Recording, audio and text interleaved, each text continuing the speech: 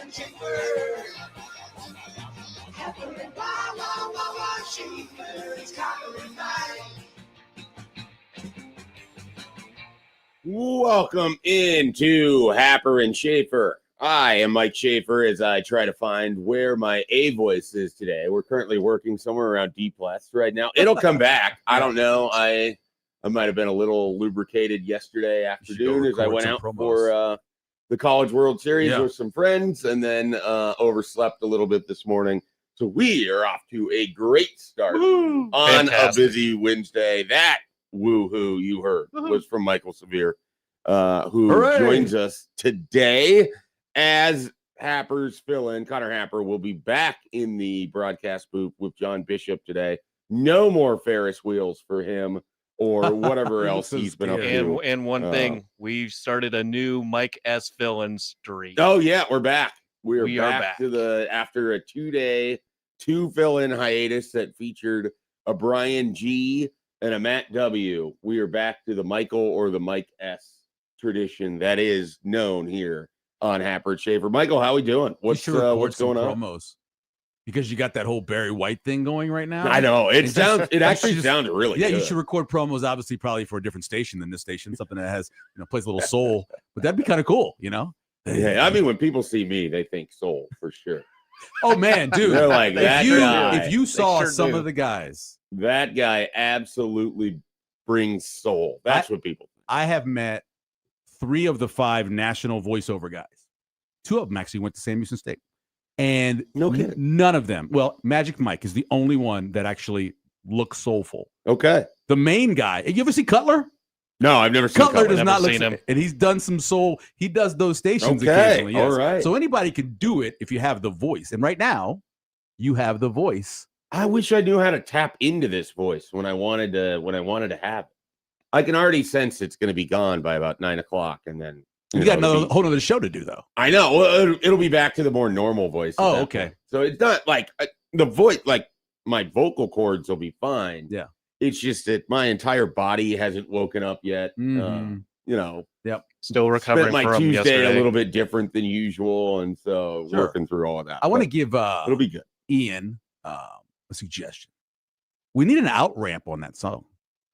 It can't just end cold like that. It's got to be. You got to have some sort of out ramp so when you start talking, the music fades. Well, I could probably start talking before the music ends. Yeah, but I just enjoy the music so much. Yeah, he'd have to fade it because I don't think there's an actual ramp off that. No, there's not. Yeah, so you need a little off ramp there. Come on, Ian. I will message him. Yeah, off ramp. He owes me a song. Oh man, I don't think we should overburden Ian. He is a creative genius. That dude's just standing on a corner on a hot summer's day, just him and MCA. He goes over there on he's my neighbor. Sure, yeah. Right. And so they have this thing where they stand out in front of the house. It's him and 2 former Creighton basketball players, and they just shoot the bull most of the night. And so he's got time. I know he does. I've seen him out there just shooting. There are very few things in life that have more value than standing with your neighbors and shooting the bull. I guess so. I've experienced it once or twice.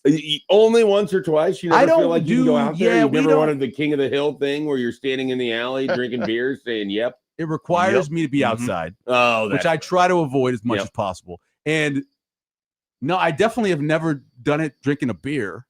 You'd have a water. I mean, no one's I've stood out. No one's going to judge you. I've stood out, and we do is Mr. Dugan across the street. We'll stand on opposite sides of the street, and we'll basically just yell back and forth a conversation. I can't do that. There's too much wind in this state. I'm not going to. There is a lot of wind. There is a lot of wind. We both are fairly loud. You're a little more protected from that because you're, more trees. We're up on a hill and there's trees. Yep. So you're a little more protected. Where I'm out, like there's just wind all the time. There's no old trees. There's, a lot of wind tunnels with houses.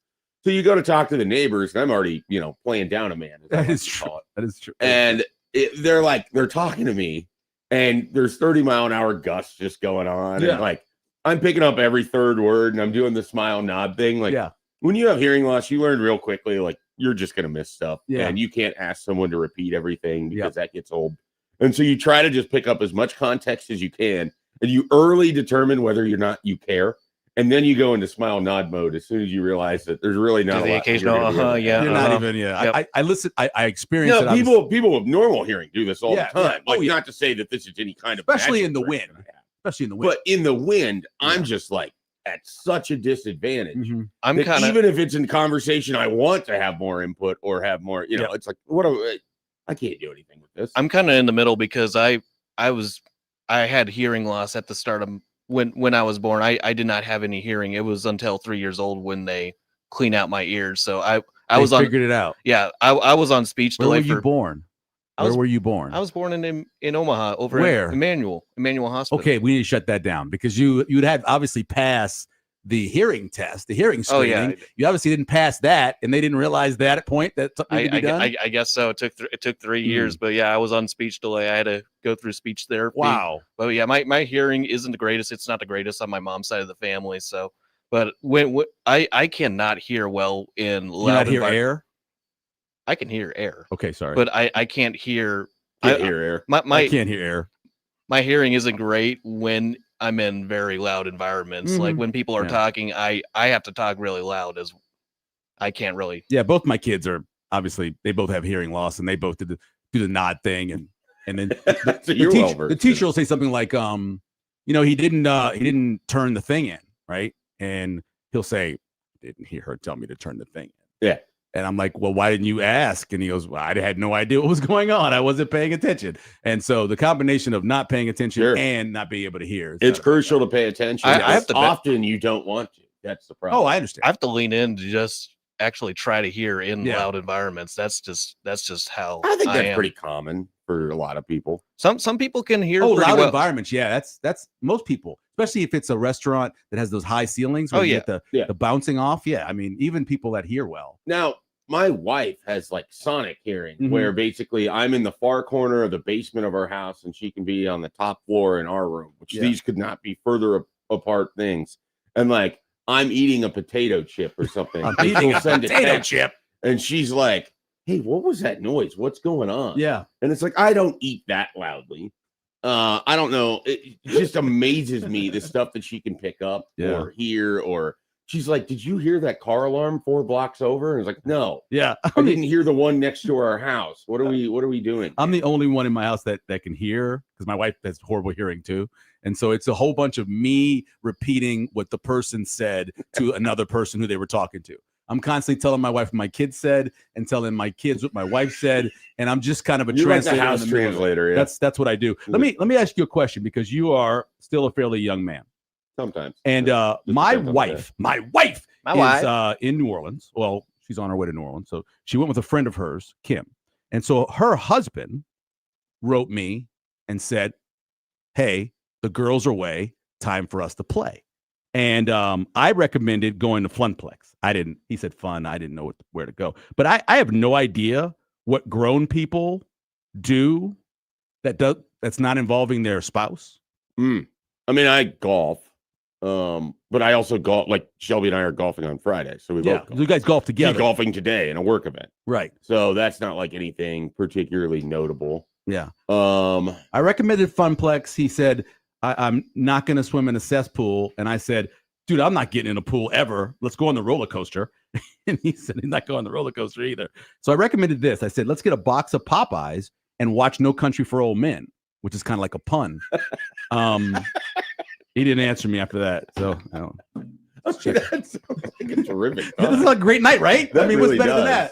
that? I mean, You're old I men. also I like Popeyes. And I like No Country for Old Men. Exactly. So it both of those work for me. That's what I thought too. But I don't know. I like depending on who the friend is that I'm meeting up with. I'm either going to a drinking establishment where we can watch a sporting contest or Right. something. yeah, Or I used to go to the movies a lot. Like I used to I love the physically movies. go to the movies. Yeah, I love the a movies. lot. Yeah. And I don't get to anymore with the kid. And it's just things are different, obviously, with the movies and the entire industry of it.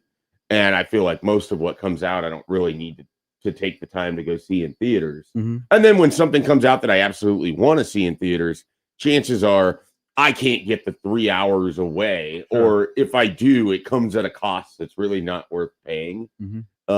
And not talking about like, No, I get it. It's just like either I'm going to have to do it late at night and then I've got an early radio show the next day, or it's on the weekend where it's like 3 hours could be used to do something else.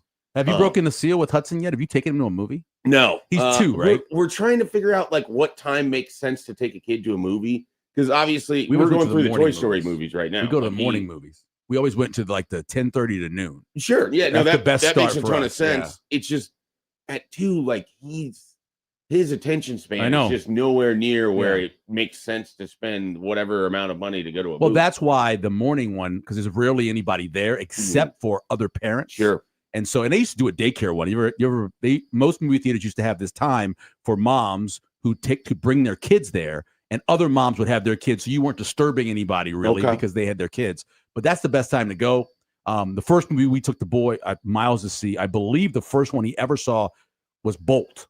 Okay. And I think he was maybe 3 when Bolt came out. I think we're still at least a year away. Because like I said, the Toy Story movie comes out, and like he's been going through those right now. I think we're close to finishing up Toy Story 3. He likes We watch it at like 15 minutes. Yeah, so he really likes Woody and Buzz. Okay. Like those are just characters that he's come across, plus the commercial for it right now. Sure. Those are characters that he had come across some other way, some other, and so I had gotten him like the action figures at one point in time. And then my sister for Christmas gave him bathtub toys that were Toy Story 1. So he's like familiar with the characters. And then for the first and second movie, he genuinely like watched it in 15 to 20 minutes. Oh, yeah, sure. Like we've never really parked him for longer than maybe 30 minutes watching a television, other than like a football game or something might be on in the background. And he's just playing. Like he's not really locked in on it. So that would be the other thing. It'd be the longest we've ever just sat him in front of a screen. Yeah, we got to let him. So based on both my boys, let them move down the aisle so that not a lot of people there. And so they'll get up and get in a different seat. Matter of fact, once I remember looking over and Miles had sit on the stairs, and he was on the stairs watching the movie, and he was fine. So we just like leave him on the stairs to allow them to be able to just kind of be able to experience different places in the theater. Hopefully there's not a lot of people there that you're disturbing anybody. So my kid's favorite thing right now is to sit wherever I would normally sit or be wherever I would normally be. And so like he loves sitting in the front seat of a vehicle at the moment. Okay. Like we pull into the garage and he demands to sit in daddy's seat. And obviously he likes to play with the wheel, whatever. Sure. But if we're in the house, he wants to sit where I would normally sit at the table.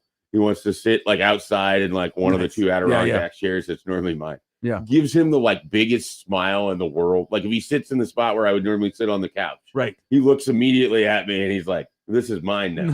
He's like, he's basically doing I'm the captain now. Yes, I'm the captain everything now. that Look I at have. me. I'm the he's captain. just letting me know that eventually he's taking over everything in my life and there's nothing I can do about it. I told you from the moment they're born, they slowly kill you. That's what they do. That's their job. Feels like, but he has such a sinister He's trying to smile replace on you. his face. He's trying to replace He's you. basically like, look, there's nothing that you can do about this. You can physically move me right now, but I'm going to take the spot back. And I'm going to go back afterwards. I'm going to be bigger and stronger and meaner. So basically, right now, your son is Mando, because my dog does the exact same thing, getting in your spot every single time you move out of the spot. He's in your spot when you come back. I don't know. He never wants because it's warm. He never wants Shelby's spot. He never wants his mom's spot. Cats normally do that. Cats do as well. And cats do the same thing because it's warm when you leave. Yeah, and they want to land on a warm spot. Yeah. This is before I even get the chance to. You're not even ready. Racing over in the past, you were there, and now he wants. Yeah. So I don't understand where or why this comes from, but that's what we've been dealing with there. So, all right, here is today's show. Michael Severe in. As he's helping us out with Connor Happer on the call. He will be with John Bishop today for today's games. We will dive into doing the interviews down in the Josh Peterson will be doing that. Petey's down there. Petey's he is from now on. He's back after a 2-day stretch of not working and then doing one show. Yeah, he did the OBV yesterday with McMaster. Yep. He got in a show and did that and then he was off on Monday. So he's going to be really refreshed going into the sidelines today. So we're expecting big stuff from Josh down on the field. I am thinking about him and his wife this morning, and I hope that they're doing wonderful. Yeah, and we're thinking about them. And so he needed a couple of days off. I'm glad he is enjoying being down there because we have great weather right now, and he's not dealing with things like that Matt Schick where he had the painted on pants because he was sweating so much sitting in the dugout where they took a shot of him and basically had see-through khakis because of it. Oh no! Yeah, Oh, no. and so he's not experiencing that because we have really nice weather. So good for So you him. had like it was probably 4 years ago. Major League Baseball had these Nike pants that were just. Oh completely yeah, I see-through. remember seeing those pictures. Yeah, so that Yeah. was Schick back in the Every day, huh? single year they do something, even without me That watching. feels like aggressive sweating. if I'm Remember gonna say. so they had the pants thing, then they had the weird hats that everybody was freaking out over. Okay. They were like the what were Major they League called? Baseball, you mean? Yeah. What were Yeah, they called? they switched from New Era to 47 or something, or 47 is No, that wasn't New like Era? the City City City edition. Connect. Okay, the Sure. City Connect ones, and everybody was freaking out. They hated the City Connect ones. It's like it seems like every year they do something so they're going to get some publicity off of a mistake. In Players terms of being mad. Yeah, exactly. Yeah, no, that sounds fair. Nothing wrong with that. That sounds fair. So, I just looked at my rundown and realized I made a mistake here. All right, we'll move some stuff around. Anyways, College World Series. We'll get to what happened there. We are going to. Michael gave me a suggestion based off of Nebraska basketball doing their movies Speaking of movies, premiere the other Speaking day. of movies, He's like, what other things could have been a movie with Nebraska sports? So we're gonna run through. I had some ideas. I'm curious what ones. we matched up. I have one sport One. where I feel like you could go different ways based on what you wanted to portray. Sure. Yeah. And We so matched up on two. we can figure that out. And then I threw out a potential, sequel to Kingpin. So we'll see if that's a possibility. Yeah, I have that one too. Lincoln Arneal joins us in the 7 o'clock hour. Sam McEwen's going to join us in the 8 o'clock hour. We'll get into some recruiting, another topic Severe has that I wanted to know nothing about. Yeah. So I'm throwing him the floor, and we're going to see what makes sense there. I made a funny pun on what teams make sense to gamble on Brendan Sorsby in the supplemental draft. And Okay. so we'll discuss that a little bit later. And then Michael is going to take the wheel. Lauren Michelson expected to join him in the 9 o'clock hour. Oh, that you didn't have her on here. Oh, did I not send it? Well, I only sent got to segment 9. Yeah, I think I only sent you to when I'm. Oh yeah, so you going? departing, Yeah, who so. cares about what happens after you leave? No. Well, right. Yeah, who Well, cares? I figured you were putting that together. So, Severe's got 3 segments. He Yeah. could figure them out. I am leaving the show around the 9 o'clock hour so I can go set up the next show that Nice. starts at 10. Because today I'm Matt McMaster doing a special edition of Middays with Matt, though without Matt. Yeah. That'll feature Middays me with Schaefer. and Tyler from Grand Island, and so we'll have that at 10 o'clock to take over. So I will depart in the 9 o'clock hour. But that is our show today. We have plenty of stuff that we are going. We got lots of stuff to dive into. It'll be a good time. Join us. You can join the show today. I'm going to do something that Joey had to remind me of yesterday. I'm going to tell you how you can join the show. Right away? You can join on the Zone Twitter feed, which, of course, is powered by Liquid Trucking. You can call in on the Prairie Flower Casino Zone hotline at 402-951-1620. You can text in, same thing, 402-951-1620. You can send me or Joey an email on the Equitable Bank inbox. And you can find me at mike@1620thezone.com. You can find Joey at 1620thezone.com. Or you can reach out to Michael Severe in any myriad ways. How would you like the people to reach out to you? Yeah, you can tweet at me. Okay. Right, I get Twitter back. You can send me an Wonderful. email. Same email. I've had Gmail forever. Okay. Just my name. And if you want, you can complain about Joey not getting the memo.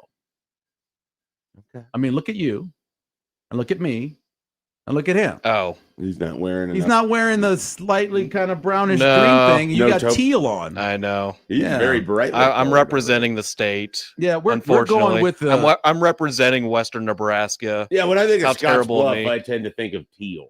It's a very well, they have certain sunsets, I assume, that are very weird. This but- is from the National Monument. oh, okay. You know, I've driven by. I've driven by too. I've not Yeah, never- I went been. I went up on it. It's really nice. It's a good view.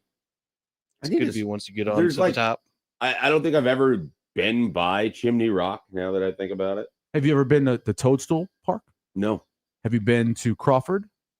Crawford, Nebraska. Yeah, it's this place where they have these bunk houses where you go and you stay, and they have No. cook the food. I don't know. That sounds fun. It's incredible. Yeah. And then there's Crawford, Toadstool. where is Crawford? And then there's Nebraska? Robinson National Park, right? Robinson Park or whatever. What's that called? Those are the 3 things up there that we've been to. Okay. Yeah. Crawford, Nebraska. Great story. That is way out there. Yeah, it's a story that was written by Sarah Baker Hansen's husband, Matthew, about and after he wrote the story and he put it in their book, I'm like, we have to go here.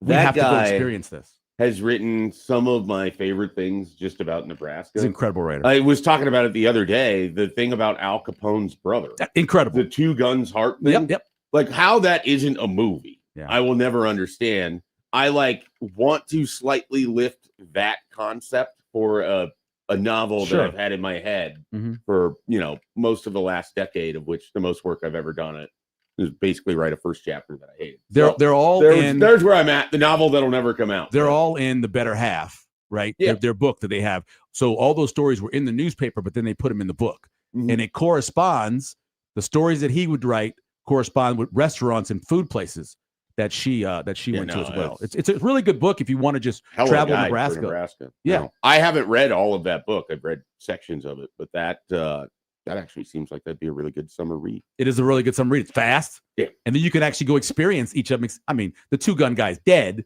but you still can go experience where he was. Yeah. It's just the fact that happened. And then, it's one of those kind of amazing stories that somehow gets lost to history. And then it takes somebody like him to pull it out. And, between him and Henry Cordes and other people, like those guys delivered so many awesome stories. Look at Henry's story about the guy who went missing. The guy who was on the lam for what was 50 years. Yep. Leslie, I think his name was. Yeah. And they found him down in Florida, I believe. And just as, everybody seems to be in Florida. Yeah. Omaha. I don't know what it is about Florida that's the state that you run away. I think that you go to Florida and nobody cares. Could be. Nobody gives a damn in Florida.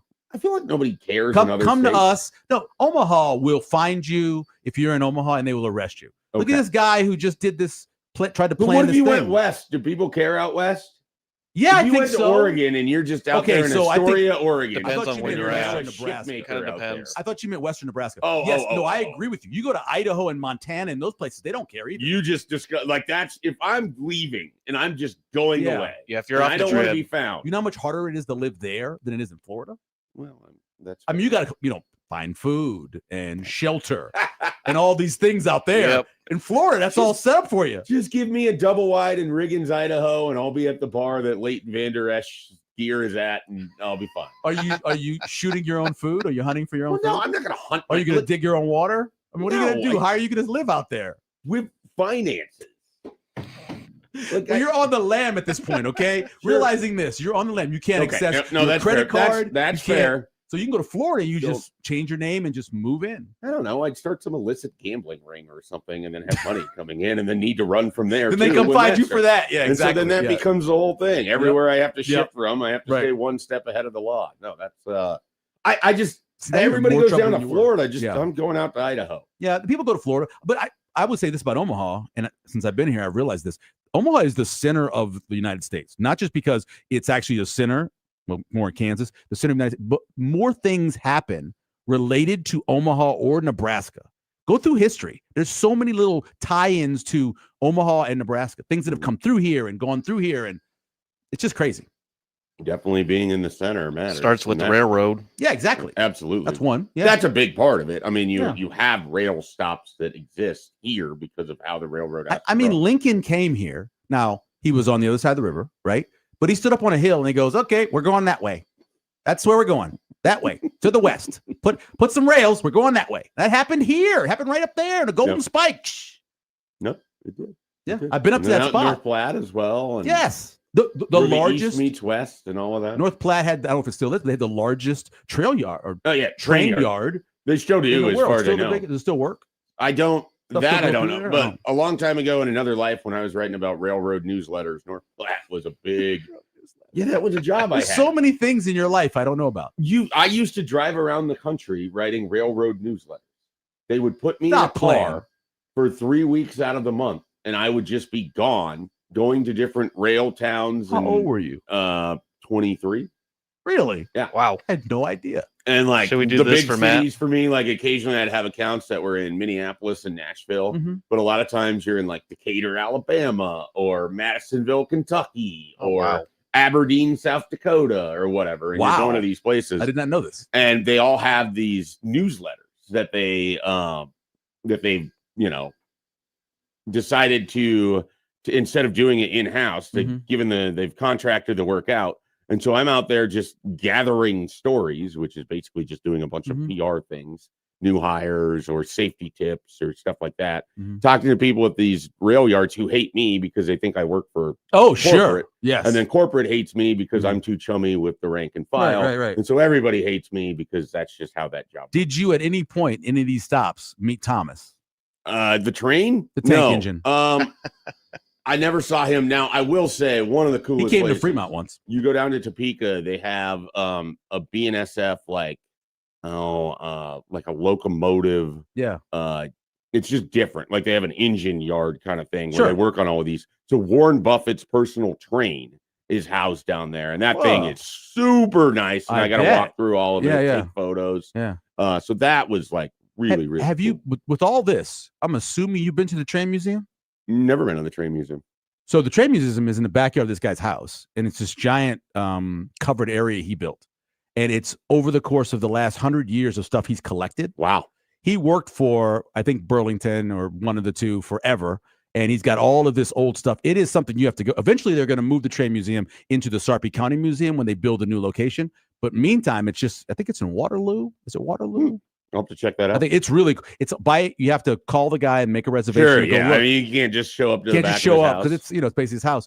And it's incredible. You walk through for 2 hours, 3 hours. It's got so much stuff to see. Okay. Yeah. Well, check that out. All right. We're overdue for a break. We're going to take that break right now. We're going to come back. We'll recap yesterday's CWS action, get you prepared for today down in the Omaha Baseball Village and at Charles Schwab.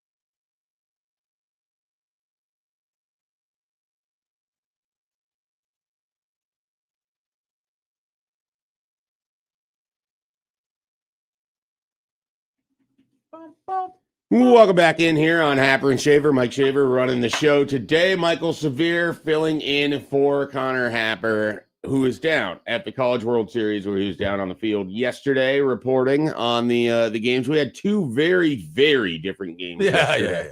West Virginia put an end to the great Troy story that had been going on for much of this tournament with a very thorough and dominant win. Ass whipping.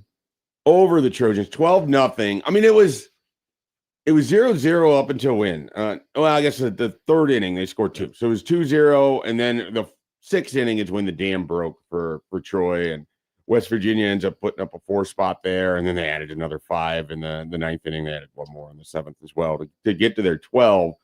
And West Virginia will have the opportunity to take on North Carolina today. I believe that's another 1 o'clock start. It is 1 o'clock. Yes, 1 o'clock. 9 o'clock. Yep. And they have to win that to force a game for Thursday. I think they have the ability to do it. They're going to have to get North Carolina out of this kind of stretch where North Carolina basically has been able to, with their pitching, keep the offenses quiet for the other team long enough for their own offense to erupt for like a 3-run inning in the 8th and then win games. That's all they need, yeah. And so they did that to Ole Miss to win on Friday night. They did that on Sunday in the Sunday night game against West Virginia, and we will see, if they have the opportunity to do that in the afternoon. I guess the only thing for North Carolina is the first time they've had to play in the middle of the day. I was going to say they're lucky. I think it's better to play West Virginia because the fan base that's here is pretty loud. Mm-hmm. And if it's nighttime, I'm sure they'll be a little more lubed up. For a 1 o'clock game, you're probably not getting the same energy. So it probably helps you in UNC a little bit. Yeah, I will be really sort of curious how they kind of come out and play. Again, I not to make too much of it because it's not like these teams don't play day games all the time, but it is their first day game here at the CWS so far. And it's a different, I think, and I'm pretty sure you guys agree, it's a different environment with the day game. Versus, definitely, yeah. Versus the night game. And like when they've been the night game, they were the night game on the opening day, and they were the night game on the Sunday. And obviously the Saturday night game's big too, but the biggest crowds. Those are big crowds. Yep. Like it's just a different, different kind of thing. So we'll see what that looks like with North Carolina and West Virginia. And then the other game, and you have a 12-0 game, and then the nightcap, you have Georgia winning 2-0 over Texas in a game where I don't know when it was the 5th, wasn't it? When the 5th inning, Yep. when the first run comes 1-0. in. No home runs were hit by either of these teams, which was kind of a surprise. The pitching was really good. Georgia used 2 guys, Vilgu and Bird, basically made up their 9 innings, gave up 4 hits each. They had 3 walks. They struck out 12. And then Texas struck out 17 between their 2 pitchers as Harrison and Cozart combined for 9 innings. And I mean, like the offense just wasn't there last night. And Texas never really felt like they threatened. I mean, the credit to Georgia here is they got a couple times they got a man on first and second, and either they'd have a double play or they took 2 fly balls and the inning would be. I think the one double play. There was a strikeout too, I believe, with the bases loaded at one point. I'm trying to think of when the double play came. I think there was a double play once, and then there was a strikeout because I was in the kitchen and I ran back out because I thought something had happened, and it was a strikeout. The crowd, I thought they'd hit the. I picked Georgia. A lot of people picked Georgia, so we're all got to for our picks. We're right in the range of I had West Virginia, Georgia as a championship series. It could end up being North Carolina and Oklahoma. Sure, I think we're going to get one extra game out of this. I don't look for Oklahoma to necessarily beat Georgia today or for North Carolina to beat West Virginia. And then we have no games on Thursday or Friday. Like I think we're playing at least one game. I don't know which of them. What one seems more likely to you? I just think Georgia, West Virginia, because they're obviously talented. Yeah. Surprised that they got shut down as much as they did last night. Just West Virginia, they just have some sort of moxie that I just expect them to come out and win a game today. It just feels like they will. I agree with you in large part because this is kind of a group similar. Like one of the things, a hallmark with some of these teams that are having success here, Oklahoma, Troy, West Virginia, North Carolina had this in their super regional. Your backs were against the wall, and you showed up and you won. And that's just that's a deal where these teams have shown they're comfortable playing in an elimination type. They're old situation. teams. They're old teams. Yeah. When you got guys rolling around who are, anywhere from 20 to 23 years old, sometimes 24 years old, this guy's just they've seen everything. Well, and I thought that you could kind of see that out of Alabama and the opposite, where they haven't been here in a long time. And they kind of breezed through the regional. Mm-hmm. They definitely breezed by St. John's in the super regional. And then they get to playing Oklahoma in game 1, and you see uncharacteristic mistakes and errors and bad at bats. And it just, not that they're necessarily a young team, but you could see the pressure got to them in a way that you didn't really see it get to Troy or get to West. Now, they would have bad innings, but then Troy's hitters would turn around and put up a 4 spot or something, so that there was a battling nature of some of these teams because how they got here, they already kind of overachieved. And so now it's like, all right, we know what it's like to play where there's no margin for error. We're comfortable in this setting. Mm-hmm. No deal to us if we got to win back-to-back games to stay alive. We've already done that. If we're North Carolina or if we're West Virginia or if we're Oklahoma or Troy, all of them had to be in that spot. And so I think that helps when you're in that position. One of the big plays last night, you had a really short tagged pop-up. Did you see that over there in left field? So the Texas shortstop, left fielder's got to have that, and the left fielder converge on this ball. And baseball 101 is you let your outfielder catch that because he's got momentum. Yep. Your shortstop is the one that ends up catching it. Now his throw wasn't bad. Great throw. It's all arm. You can see on that throw back. it is all arm, and he gets a one hopper to the catcher who absolutely put down an atrocious tag. Yeah. And so that's on the ground. You got to hit the ground. On the catcher. I mean, you got to slap that thing down, and it's got to be. And I know he's going center mass because you're protecting the center of the plate. You have to kind of have a corner of your eye as to where that first arm is at, because you're trying to catch here before the forearm or the elbow or something. You're trying to slap. You got to hit the ground and let him slide into you. Well, that's what he did, but the problem was the arm was outstretched. Yeah, but he never made the ground. Like he never hit the ground. Like if you want to stop them, you got to actually stop. Like, it's like at third base. Like I played a lot of third base. You got to have your foot there or the glove there. Let him slide into it. I think the same thing. If he hits the ground with it, he's out. But it's all the left fielders got to call off that. Yeah, and then that throw is significantly better. You have more time. He's coming in. He may not go. Right. I was they bumped, right? He went because they bumped into each other. I think you said this one of the shows we did last week. Make him throw. Make him make a play. Yeah, it's college baseball. Make him make a play. And Georgia did, and they were able to get their second run of the game out of it. That was kind of the most critical play, because then it turns into it's no longer a one swing game anymore. Right. When you're playing a team like Texas, you remove at least that option of it.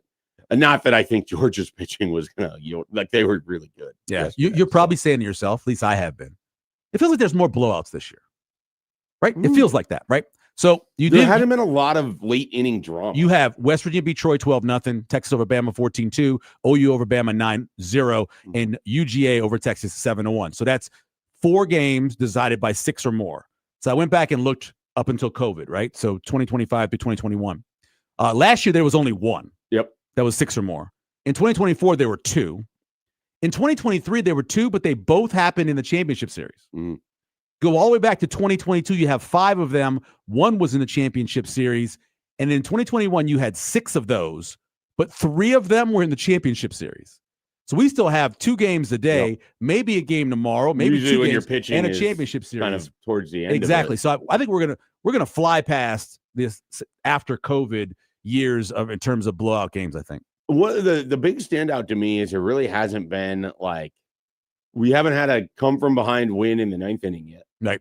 We haven't had a walk-off yet. Right. The 9th has been relatively tame. There's only a couple games where, it's even a 1-run situation. The biggest one being the Oklahoma win over Georgia the other day, where Daniel Jackson, one of the best players in the country, comes up at bat with 2 guys on, and you're down 4-3. Yeah. And they get a relatively Did you see harmless flag. his home run thing? That was incredible. It's 12-11-11. Oh, in terms of where he's hit his home runs. I didn't know what his home run was incredible the other day. But the fact that he's hit to all fields equally like that, you just don't people don't distribute power like that. Yeah. You just don't see it. He's one of those guys where it's been relatively quiet for him so far. He's got 1 hit in this series. Yeah.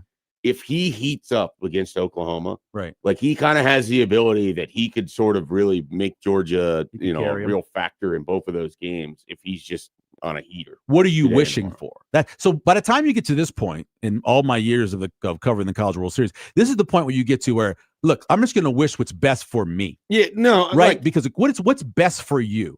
Like no game on Thursday?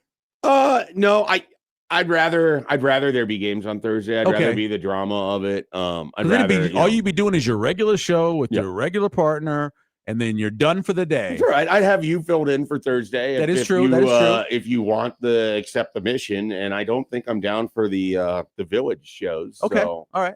for me, I like the drama of it. I would love to have both games go to the elimination tomorrow because I love that tension. I love that feel. Yeah. Selfishly, the two teams that are fighting for their lives are the two teams that I picked to be in the championship series. Right. So then there's what's better for me? Is it I look like I'm right? Is that it? But remember this though too. There's a good chance that we're going to get a freak weather event because Joey stood over there before the show started. That's and true. just proclaimed there's no way we got games on Friday because there's no way we're going to have rain. There's no rain. There's no rain. There's no rain. So there's a good chance something crazy is going to happen just because Josh Joey Peterson would be proud of me. Yes, he Way just to jinxed go, it. Joey. Yeah. Just getting it nice and jinxed for us. Yeah, don't ever talk about the weather, Joey. No, it started with Jake. We're going to finish up the 6 o'clock hour when we come back here on Happer and Schaefer.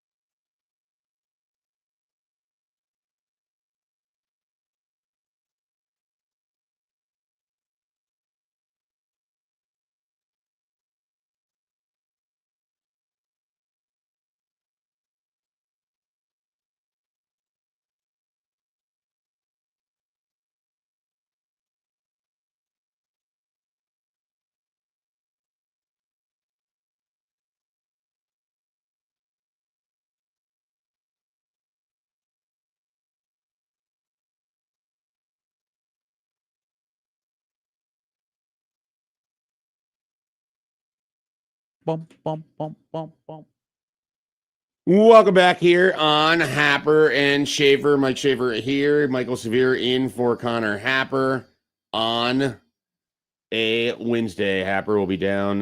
No, he won't be down on the field. He'll be in the booth as I am, Joey, trying to get Back to you in the booth. Yes.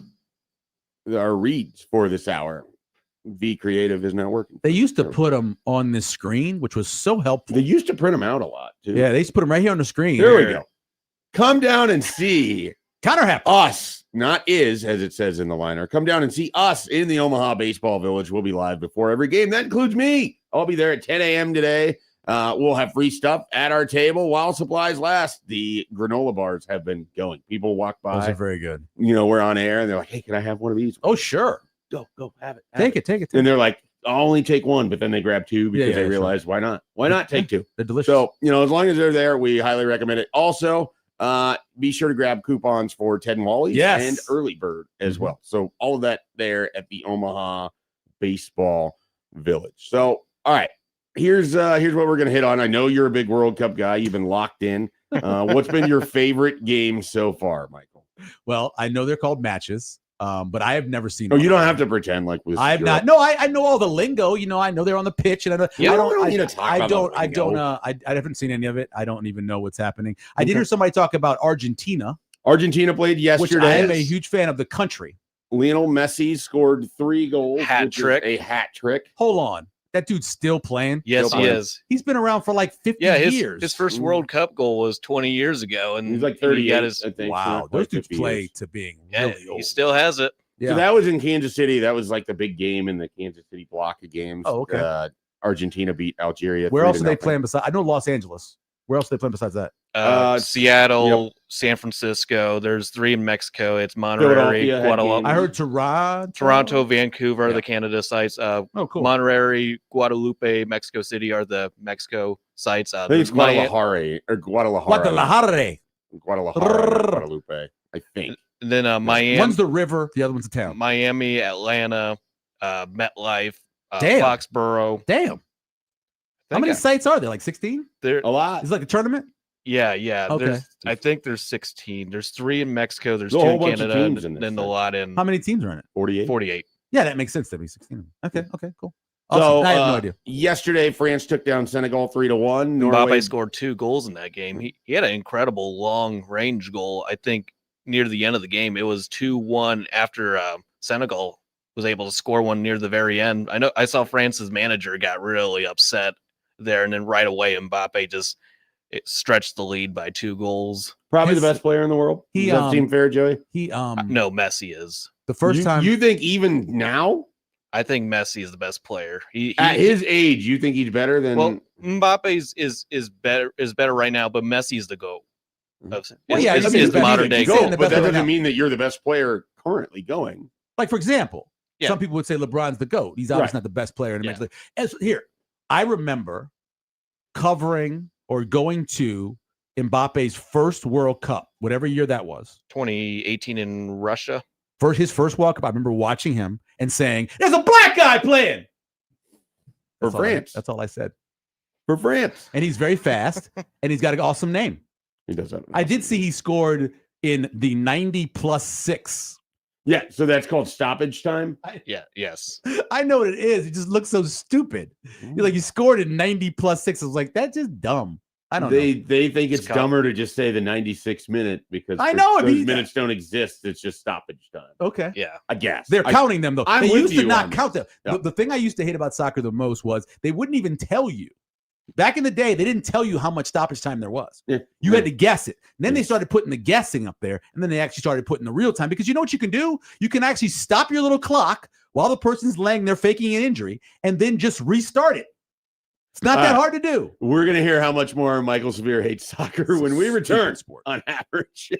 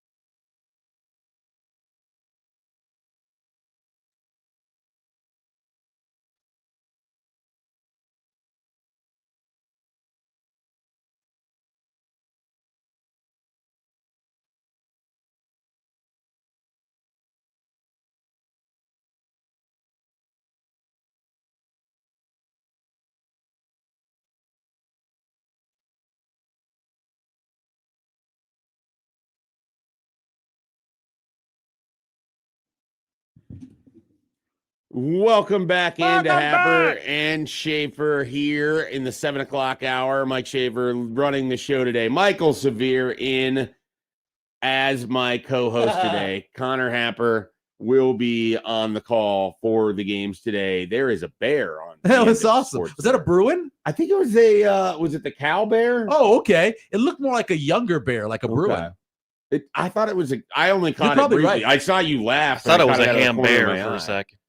Ooh, they're the I thought new it was a logo ham bear. for the ham bears, the Hammond Bears, the no longer Chicago Bears. Oh, We call them the ham bears. I'm sorry. I was like, what are you talking about? It'll No. catch on throughout America. Yeah, ham You'll get bears. used I to like it. it. Yeah. Joey and I are mostly disappointed it's not Gary, Indiana, because the Gare Bears we are were right can't there. be in Gary, Indiana. Wow. I mean, look, there's Attendance would be fun. murders in Chicago. Gary takes it to a whole nother level when it comes to the per capita rate.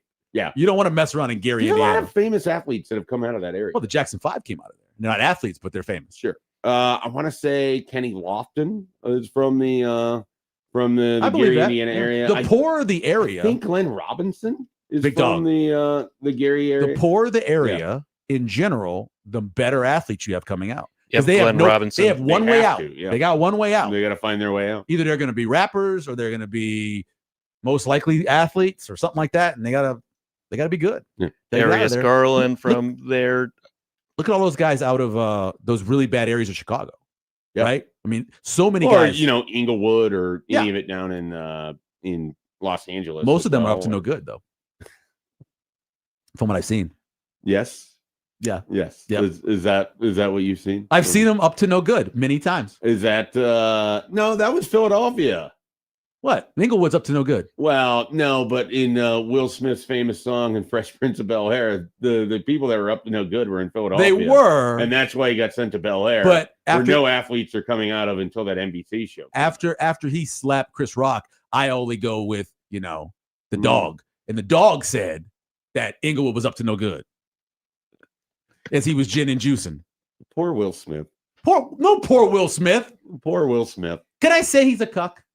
Yeah, I mean, you Okay, can. he I is. think America is thinking that. And for like ever, he was America's greatest actor. As good as Denzel Washington was, I don't know if he was made- America's greatest. Let me He was say this. America's favorite. He was no the one- most bankable actor. no one in the made more world. money, Yeah. and so when people are judging usually success Yeah. in general, they go with how much money you made. And he had a stretch where he made more money than anybody else.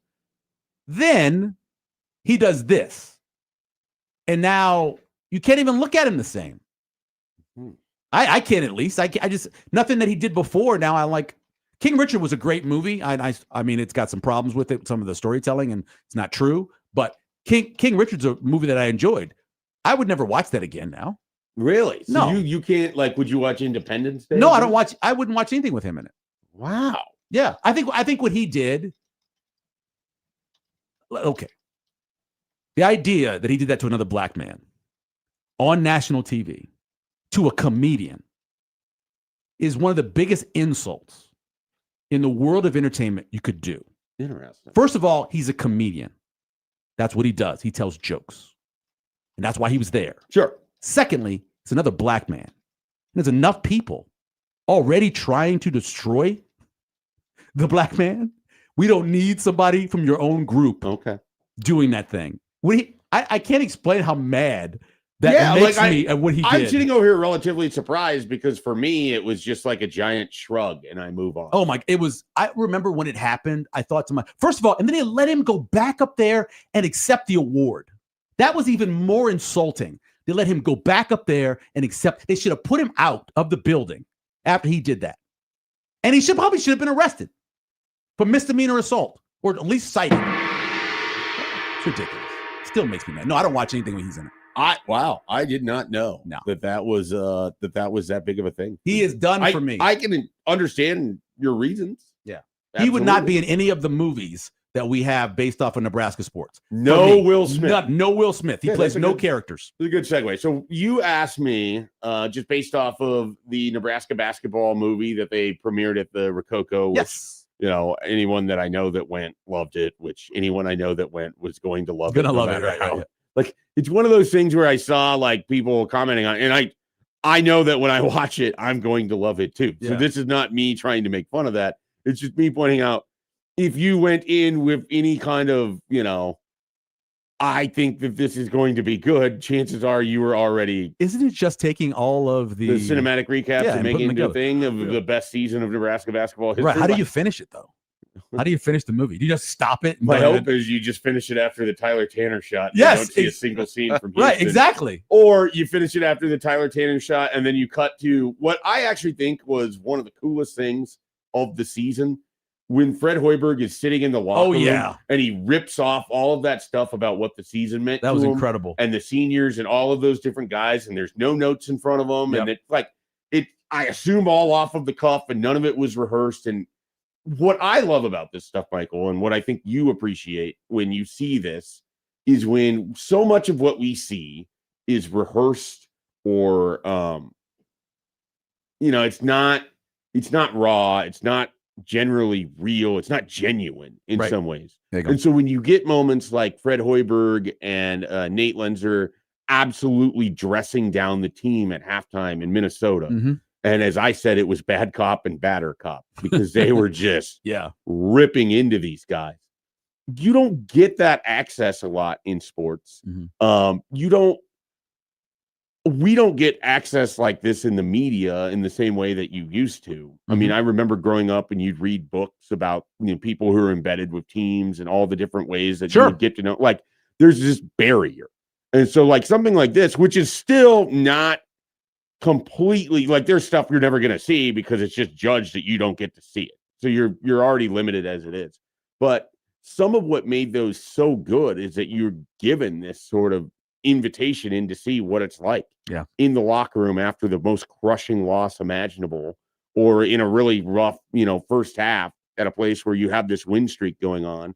And I think that was the last win of the win streak, because I think right after that is when they played Michigan and everything else. So I'm excited to see it, because I know there's going to be more moments like that in there. That makes sense to end it that way. That's perfect. Are you going to go see it with Jake Sorensen? And is it going to be a soap opera? I was talking with Severe's best friend, Severe's best friend, Michael Severe. Jack your Mitchell? Best friend yourself? Severe's best friend, Jack Mitchell. Me and Jack, tight. About doing because he missed it because he was celebrating his 25 years. Yeah, he was off in the middle of nowhere. Sedona. Yeah. He was out in Sedona. And so I was joking with him. He needs to show it. He does his showings on his garage. In his yeah, he does. Okay. And I would come over there and we could watch it on his garage. Yeah. We would be the you'd have his basketball hoop out there on the driveway. We could sit around shooting while watching it. Yeah. That'd be great. So you said to me, like, hey, what other moments in Nebraska history could be movies? Yeah, seasons or moments. And I kind of compiled a list. Yeah. I think why did I have the wrong year. I have 24-25 on there instead of 25-26. Oh, okay. Anyways, it's all right. I have the 1997 Nebraska football season. You get the Tom Osborne finish. You could have it hits differently now, but you have the Scott Frost. Yeah. Just to share. It's the least interesting of the three championships. Well, I would argue the most interesting season is 96. Right. So if you read your earlier you mentioned Henry Cordes. Yeah. If you read his book, which I've read a couple times, 3 going into 4, 93 going to 94 is incredible. That whole conversation. Sure. What happened in 96 is incredible, especially the stuff about the way that they had to adjust to Jason Peter and those guys having just been horrible to Scott Frost, and then him having to take over and, of course, to shut out Arizona and State and goes from there. But 97 was the one part I was like, this. 94 had a guy, think about this in 2026, had a guy so severely injured at halftime, he had to go to an ambulance and have his lung reinflated, and then they put him back in the game. Think about that nowadays with everything that happens and the way we protect athletes, that they did that. So all that happened. 95, right at the beginning, boom, Michigan State, and you got Lawrence Phillips. 97 was just like, yeah, you had the flea kicker, and it just didn't feel, out of all of them, it doesn't feel as exciting. The way I would do it, though, is that you're going through the 97 season, and this thing is a Tom Osborne vehicle, and so you're doing flashbacks to different moments of his career as you're weaving in and out of the season. Where there wasn't, you get to the Missouri game, which is sort of the critical mass of everything there, but you're jumping in as an offensive coordinator for those championship teams, and then you're coming back in the 70s, and you get you sort of create this montage of the win against Oklahoma, followed by then the loss in the bowl game Missouri to Oklahoma. You come back in, like right before you show the 2-point conversion attempt against Miami 84, or what have you. You come back when it seems like, or even before that, when maybe you have a scene where he's flirting with Colorado, which is the big rumor, or I don't even know if it's a rumor. Well, you're on the plane, go into the Blue Bonnet Bowl when he's told by one of the boosters that he has to win this game. Yeah. He's told they're heading to Houston. Yeah. You got to win this game. You're weaving that in throughout the 97 cool. season. Yeah. And then, of course, it ends with that last national championship and just a share and everything else. There should have been a movie made about the 93 to 97. Sure. They should have been a real full 10 episode, 30 for 30. Most of it was recorded already. It was ready to go. It got pulled for whatever reason, mainly because of what happened with Lawrence Phillips and Showtime special they did on Lawrence and then the suicide and all that. And so, that should have already been made. Yeah, you and I agree, though. The season that I am always most fascinated by is 96. By far. When people are like, oh, I want to know more about 94 or 95 or 97. It's like, no, just give me 96. Yeah. Give me 96. Let me know, let me live in what happened that year, in the one year where it felt like things kind of went off the rails in a significant way. And even with that said, stories. If they're healthy in the Texas game, they probably play for the national championship. Yeah, well, I think if that's it, there was. I was always told if Terrell Farley was available, they're playing. Mentor guy. So many things happened, but the flu essentially, everybody says took about. And then obviously you still needed a hell of a fourth down call, in order to beat them. So I don't. That 96, I agree with you, but the whole idea of just that run. Starting in 93. You call it, what do you call it? 60-3 or whatever it's called. What is it? 60-3, right? I think that's right. So you call it that, and that's the movie you have. All right, that would work. What else? What other ones do you have for me? So I have the 20 to 2000 Nebraska volleyball first title with Coach Cook, because you can start that off with the ending of that 99 season where Terry Pettit stepping down. Mm-hmm. Oh my God, we're bringing this guy in from Wisconsin. What are we doing? And then go through that whole year. And it's kind of a surprise championship. Yep. That would be kind of interesting to me. I'd like to. So I had a tough time with volleyball because I feel like in all of the recent years, the last three, whether I think that's 2006, 15, and 17, they were all sort of like before it was supposed to happen, which is what fascinates me about Nebraska volleyball. I feel like so often when they are the favorite, when it's like, of course they're going to win the national championship. Yeah. They don't actually do it. Right. Sure. They win it in years. And I don't know if there's something with John Cook where it's like he can get those sort of performances out of the players before they've reached the peak of what they're able to do or what it is. But you look at that and it's kind of wild. Yeah. Like you win in 2006, you win in 2015, and you win in 2017, but you're not winning, in the last couple years of his run where you're absolutely loaded. Some of those Lexi Sun teams where you're loaded.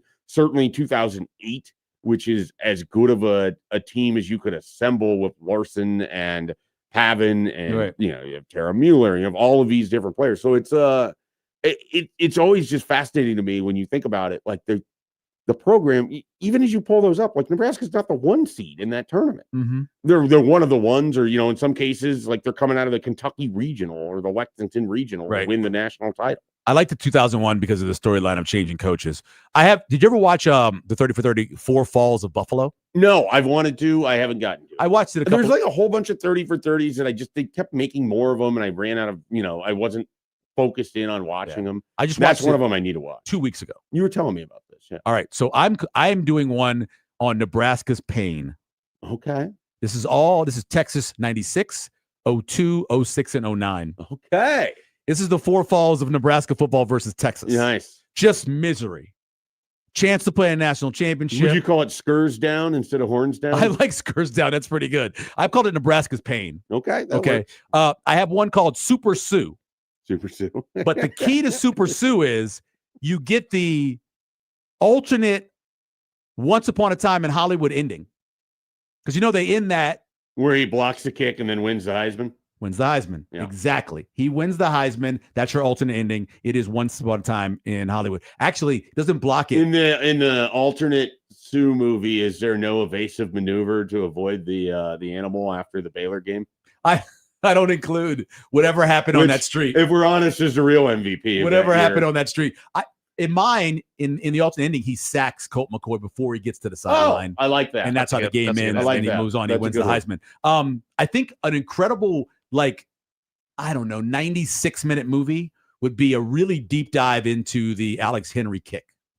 96 minutes? Yeah. I mean, we're talking everything about Alex's background. He's a soccer player at Burke. He's doing all of these things. He's always, for whatever reason, dating hot women. Just gave him a hard time about that. Every time I ever saw him, I'm like, wow, another one.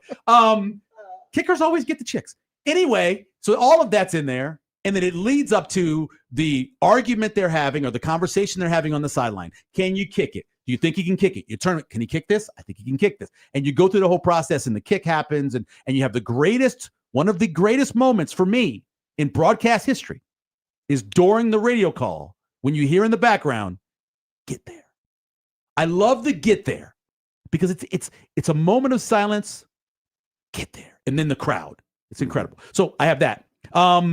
How about the 1995-96 NIT champs, Nebraska basketball? Okay, I don't know if everybody's still alive. You bring them back. I don't know that it's a movie. Well, yeah. Again, you're making a movie about a team who lost to Iowa to end a season, which was horrible. This is one where you end the season with a win. History, yeah, it's great. They didn't win a title. NIT does. 2000. Okay, well, why not do a Crown one then? I like it. A double feature. You get the NIT and the Crown. A couple of these would be horror films. And then they play each other at the end as your credit. A hypothetical game. Hypothetical one. So you have the horror film, okay? 2007 Nebraska football. This movie, first of all, you want to talk about something that I also I just want more of. Just more and more of it. Listen, I was in deep with 20 years next year. Yes. I was in deep with this one, right? Yeah. I mean, we were doing extra shows and there was great stuff happening. There was threats to people's lives. It was good stuff. Oh my. 2007 as a horror film. 1990. We're gonna do one that's called Dominant Football. Got it. And it's 1971 Nebraska football. Do you realize? You know the OU game, right? 35-31. Besides that, they outscored their opponents 472-73. They outscored their opponents by almost 400 points. You take out the OU game. I honestly didn't know that. What is 95? What is the differential there? It wasn't as much as that one, but it wasn't as much. Okay. Yeah, it's close though, and you have an extra game. The thing that always stood out to me about 95 is the closest a single game was like 35-21 with Washington. Yeah, Washington State. Yeah. Everything else was it was beyond 14. 21 or 14. It was 14. Yeah, 14. I think it was 14. Yeah, it's 14. You're right. How about 2001 Nebraska baseball makes the run to Omaha? Yeah, so I couldn't remember. It was 2000, 2001 when I threw this together, and I didn't bother to look it up. But yeah, I would definitely anything that involves the baseball run to Omaha, especially when you start with how close they were the year before, falling in the super regional, and then you kind of get the build and finally the breakthrough. But of course, they don't have the win until 2005. Yeah, I have a comedy. Okay, it's called the bowling movie. No, it's called Doc Sadler, Nebraska ball. It's like a punt. Oh my God. It's like a punt. A nice guy, a horrible time in Nebraska. It's like a punt. I'll never forget when I called my uncle, longtime basketball coach, and I said, "Hey, Nebraska hired Doc Sadler. What do you think?" He goes, "Yeah." I was like, "You don't know who he is?" He's like, he didn't immediately go, "Oh, baseline to baseline." No, he didn't. He's like, "It's like a punt." How about 3 decades of dominance? Nebraska bowling. Okay. 91 to 2021. Oh, man. You were not here at the time of which those videos would come out of decades of dominance and 8 straight. I own them. I own them. You own them? Yeah. I own them. Yeah, I went and watched everything. As a kid, in the summer when the weather was bad or whatever, my brother and I would sit in there and we would just watch 8 straight in the Big 8. Did they do one on the decade of dominance? Or they do a decade of dominance on the bowling team? I would. They should have. Yeah, they should have. Yeah. Indeed. And my last one is, and this is a personal one for me, another one that I lived through. We're going to call it Callahan's Collective. 2005 recruiting class. There's so many incredible stories in that group of players. Justin Tomlin alone. Yeah. I wish there was. Have you ever heard of this book from Bruce Feldman called Meat Market? Oh, of course, yeah. That's Interviewed about him about Ed that. Orgeron at Ole Miss. Ole Miss, yeah. One of the amazing things of that book, and you obviously know the Joe McKnight story, Yeah, and very everything well. else, Yeah, is how in depth it would get with the lives of these recruits and like how meaningful it was for Ole Miss to land these guys, and then you get to the end of it and you go through all these names and you realize like almost any other recruiting class, so much effort is put in, and then the output just never actually matches. The ROI did not match. And so then like these programs, you know, the lifeblood of it is recruiting, and they put so much effort year in and year out on it. And then you're just at the mercy of how the football and the development and everything sort of plays out. And obviously you're a part of it as a coach and all of it. But, you know, if you did that with 2005 as a retrospective of like, this is who they were after, this is how it turned out. Like, right. It would sort of be the opposite of Meat Market. It was so loaded. Yeah. And then, there was so many amazing players. Absolutely loaded. And you even had, I think I'm correct about this, right? You had Bowman he's in that class. He's a 5-star junior college guy. From New Mexico military. So you had this stretch of just really great. Then you had a couple of them that people were really excited about that never did anything. But you got a bunch of guys like Andre Jones. Well, he did do one thing. He did do one thing. I shouldn't say didn't do anything. It's just one of those where the expectation was that he was going to be like Zach Bowman, and he was not. What he did was say something, give himself to make USC extra mad, so they would target him with their premier wide receivers, and they went after him. I'll never forget that touchdown in the right end zone where they literally looked over and went, "Oh, Andre Jones is on him." Okay, and they just ran a little in-cut sluggo touchdown. They're like, Andre Jones, who said they weren't that good? Okay, he would walk around campus with like custom-made sweatbands and armbands that said "Guns Blazing" on it. That was the nickname that he gave himself. All right. That was him. You had 1997 Nebraska football, 2000 Nebraska baseball, which I should have been 2001. What volleyball year do you want to go with? And so we talked through that. And then Jordan Burroughs. I didn't have biopic on him, which we can still do. So Jordan Burroughs always stands out to me because I got to cover his undefeated season. Like my first real beat as a reporter for the Daily Nebraskan was covering wrestling. And that wrestling year was just incredible to begin with. They ended up tying for the Big 12 championships in the tournament in the event that they hosted in Lincoln. It was super emotional. It was the only time Craig Brester ever beat Jake Varner, was in the Coliseum that day, and those two would match up a bunch. But like the main story of that whole year is this undefeated streak of Jordan Burroughs, where it's like this guy that Mark Manning believed in that wasn't a dominant high school wrestler in the way that, you would sort of expect. And he just believed in the freakish athleticism, and it all comes together. And you can tell this story about how Vince Jones comes to Nebraska, and that was kind of Mark Manning's guy. And Vince was good, but Vince helps lead to Jordan Burroughs, and Jordan Burroughs bemes the guy in Nebraska wrestling history. And you could do the next year he tears his ACL. And so then he has to train all the way to come back. And what does he do? He goes undefeated and wins another national championship. I think I have this right. We were interviewing him. And then he's obviously wrestling for gold medals and everything. He didn't even want to. He thought wrestling, when he first heard about wrestling, was just WWF at the time. Right? I remember him saying that. He's like, I didn't even know what wrestling was. He thought I have a quote from him way back from 2000, whenever this was, 2008. And it's like, I thought wrestling was guys hitting each other in chairs with underwear on. Exactly. Yeah. It was like he goes from that to being unlucky, the best wrestler without question over a 3-year period. He's an unlikely superstar. One of those guys. Incredible guy. So he's a great dude. Always a great dude. He's one of those where you reach out to him and he would give you a quote, or he would come on.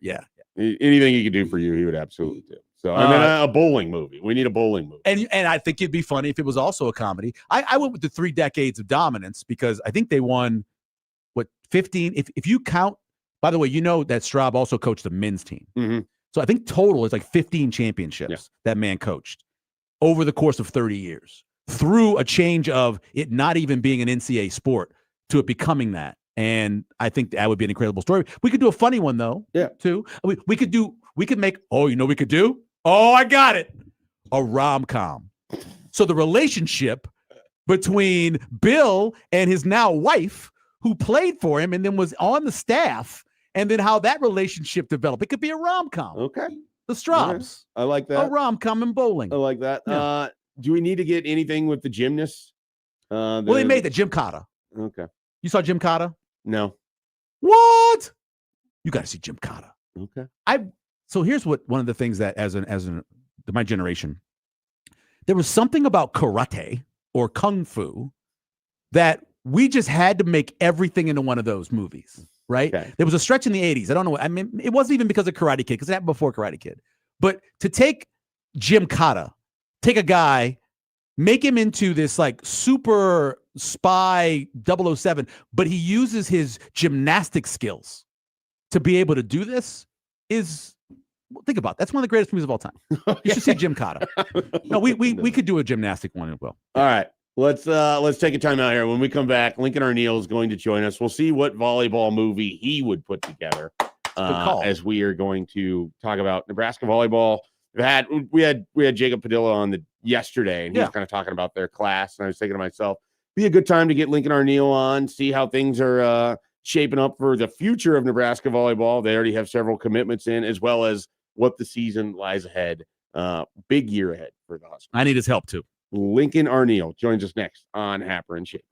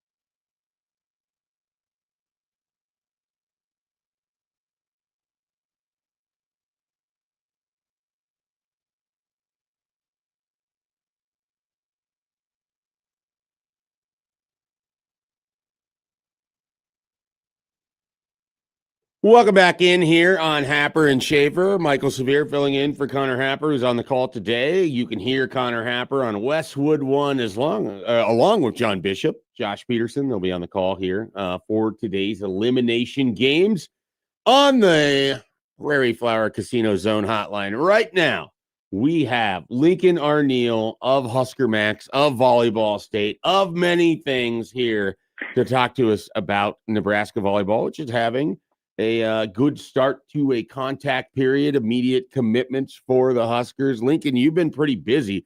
Now, one of the things about you that people maybe don't know unless they follow you on Twitter and then they see it firsthand, you don't just cover Nebraska volleyball. You're like the volleyball guy from sea to shining sea. Yes, I thank you for that designation. I'm a context guy too, and I think that in order to understand what's going on in college volleyball, you can't just follow Nebraska. You got to know where all the big name recruits are going. You got to know that Texas is cleaning up. You got to know that Pitt's doing quite well. Penn State got a local Nebraska girl headed their way too.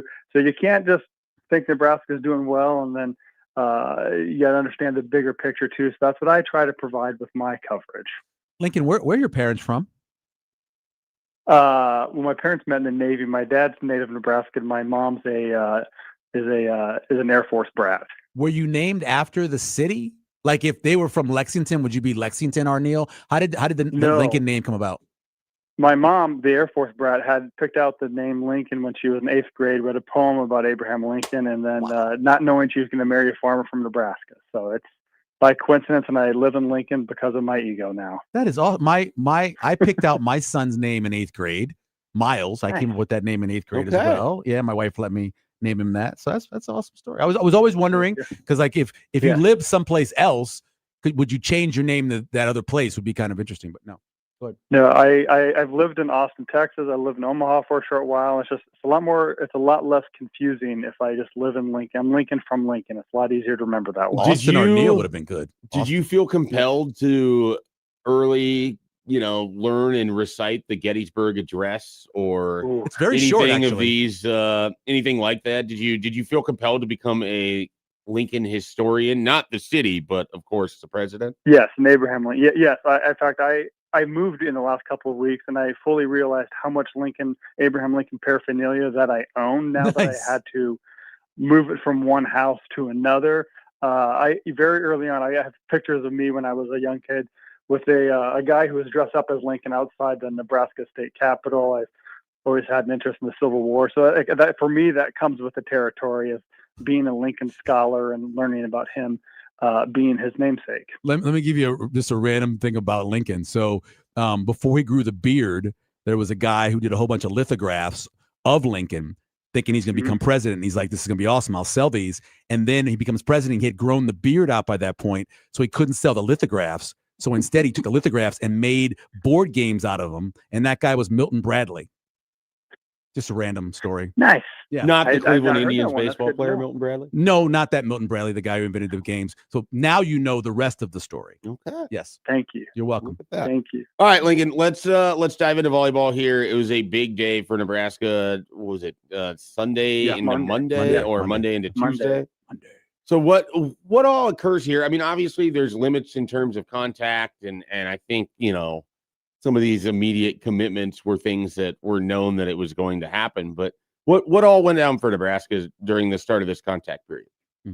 Well, it's June 15th is the first day they can have recruiting conversations too, but it's not the first day of the recruiting cycle too. I mean, a lot of these girls attend summer camps going into when they're 7th graders or 8th graders. So they get to know a feel for the program. They get to see how coaches work within the camp setting. So there's a lot of getting to know you process before June 15th happens. So June 15th happens. That's when scholarships can officially be offered. So there's a lot of calls that happen and set up. So a lot of these girls kind of know where they want to go to. And I think you look at the two players that Nebraska got too. I mean, they have a lot of connections to the state. Obviously, Shayla Rottenberg is a daughter of a former Husker, lives in Milford, just 20 minutes, half hour away from the Devaney Center. And I think that people thought that was kind of a given, but I talked to her yesterday and she camped at Texas. I mean, less than 2 weeks ago, went to Louisville for the second year. So she really kind of wanted to entertain, see what was out there, make sure that she was not just going to Nebraska by default. So she looked into other schools, but realized that one of the best programs was just a half hour, like I said, a half hour drive away. So that really kind of set her up for success too. And then you look at Jocelyn Samuels, who is a setter from Harrisburg, which is right outside of Sioux Falls. And her dad's from Polk Cordville. So her grandparents still live in Polk. So she has some Nebraska ties.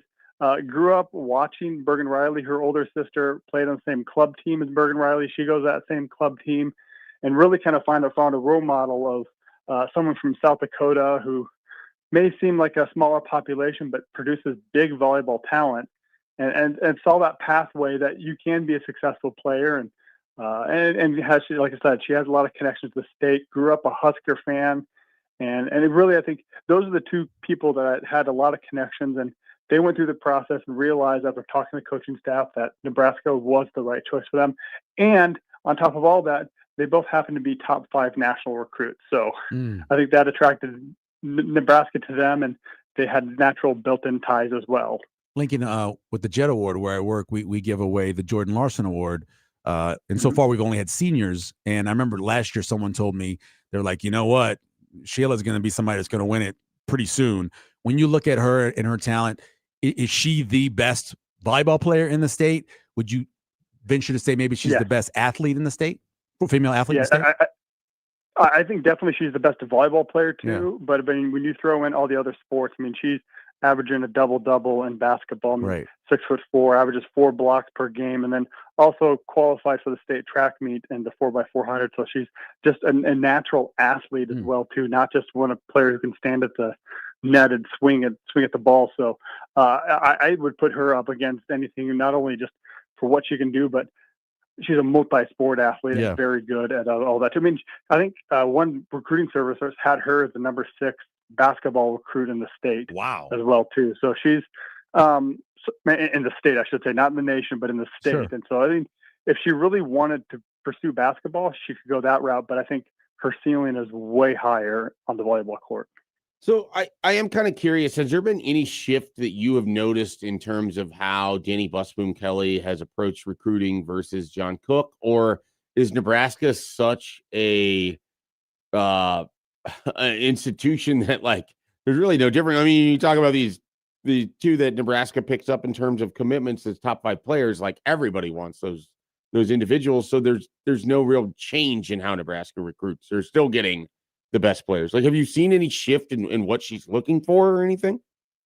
I don't think so. I mean, because even behind behind Danny Busboom-Kelly and John Cook, you still have the recruiting engine that is Jalen Reyes, and I think that he's a real driving factor. I think that maybe the biggest difference between the two is really the scholarship limit too. I mean, that's more of a timing thing, whereas John Cook was limited to 12 scholarships, where now Nebraska can go up to 18 under Danny Busboom-Kelly. So it was more of a coincidence of timing. So I think that's made a bigger difference too, whereas Nebraska is a lot more aggressive in stockpiling talent, where they can get, like last year, they had a class of 5 people, and you can add 2 more and another setter. So you have 3 setters in a couple of years on the roster, where Nebraska is just stockpiling talent a lot more and more aggressive, going after that high-end talent, knowing that they can take it because of the roster limit. So I think that, having Jalen being the engine behind it is kind of is the common thread, and Danny knows Jalen quite well from their years on the recruiting trail when she was at Louisville, and is comfortable with the way they're often probably going after the same recruits a lot of the times too. And so I don't think there's a lot of different philosophy because Jalen, but I think the biggest difference is just they can be more aggressive now going after that high-end talent because of the scholarship limitations being lifted. Lincoln, I was thinking about this when I was putting together some recruiting questions for Schaefer, and from the level of volleyball. What's the order in terms of value, position-wise, when you're recruiting out there? Great question. Is the outside hitter always number one? Or you have a middle blocker with, or is it with the Schaefer? setter, because nothing operates without a good setter? Is it my favorite position, the libero? I love saying it. What's the order in terms of value of position recruiting-wise? It's more of a kind of what you're looking at each class too, because there's only 7 players that can play at any one time. You used to see a lot of programs would recruit a setter every other year. So it's more of a timing thing where you need to get an elite setter every other year. And I mean, there's sometimes some great setters from the state of Nebraska that went to high school here too that had to go elsewhere because their timing didn't match up to what Nebraska was looking for.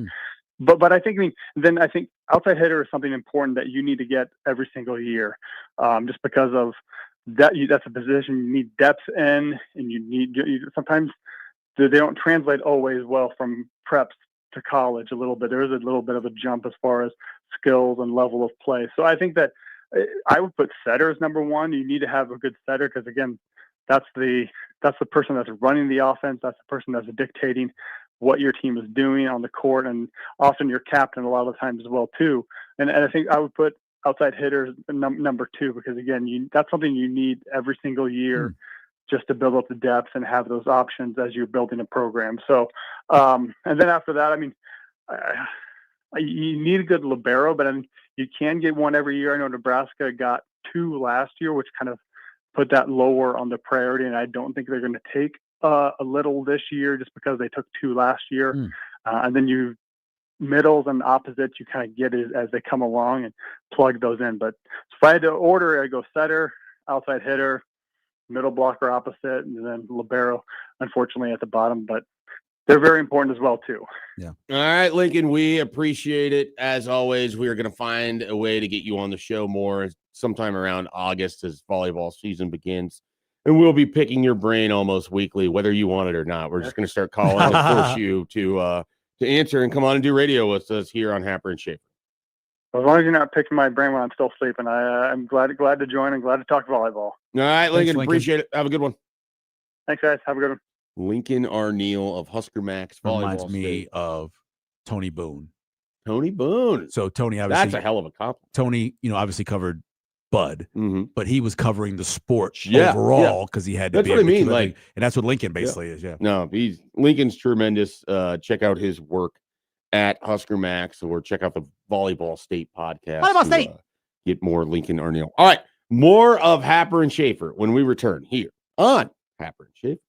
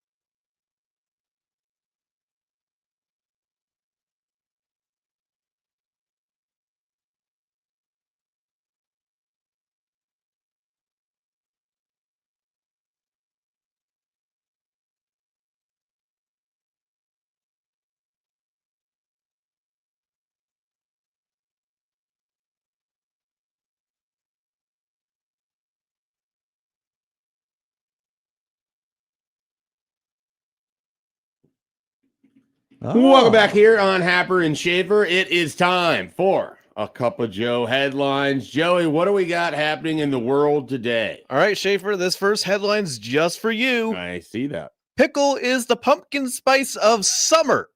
Yep. I love pickles. Do they love pickles. utilize my TikTok take in the story? Do you know? No, I don't think CNN did. Well, they should have. I I'll tell love you that. pickles. You don't like pickles. It's one of the few things I think we really are opposite. Pickles on. are the best. I love pickles. All kinds of pickles. Hot pickles, except for sweet pickles. You guys can have your pickles. I'm Love good. me pickles. I'm good. All I right, can eat a spicy chicken sandwich without pickles on it. Well, I don't get the spicy chicken sandwich. I just get the chicken sandwich. You don't get the spicy chicken sandwich? he gets the plain chicken sandwich. get the plain He doesn't like the lettuce or the pickles or the coleslaw. Pretty much, yeah. Okay. Ridiculous. I'm disappointed. Anyway, headline 2.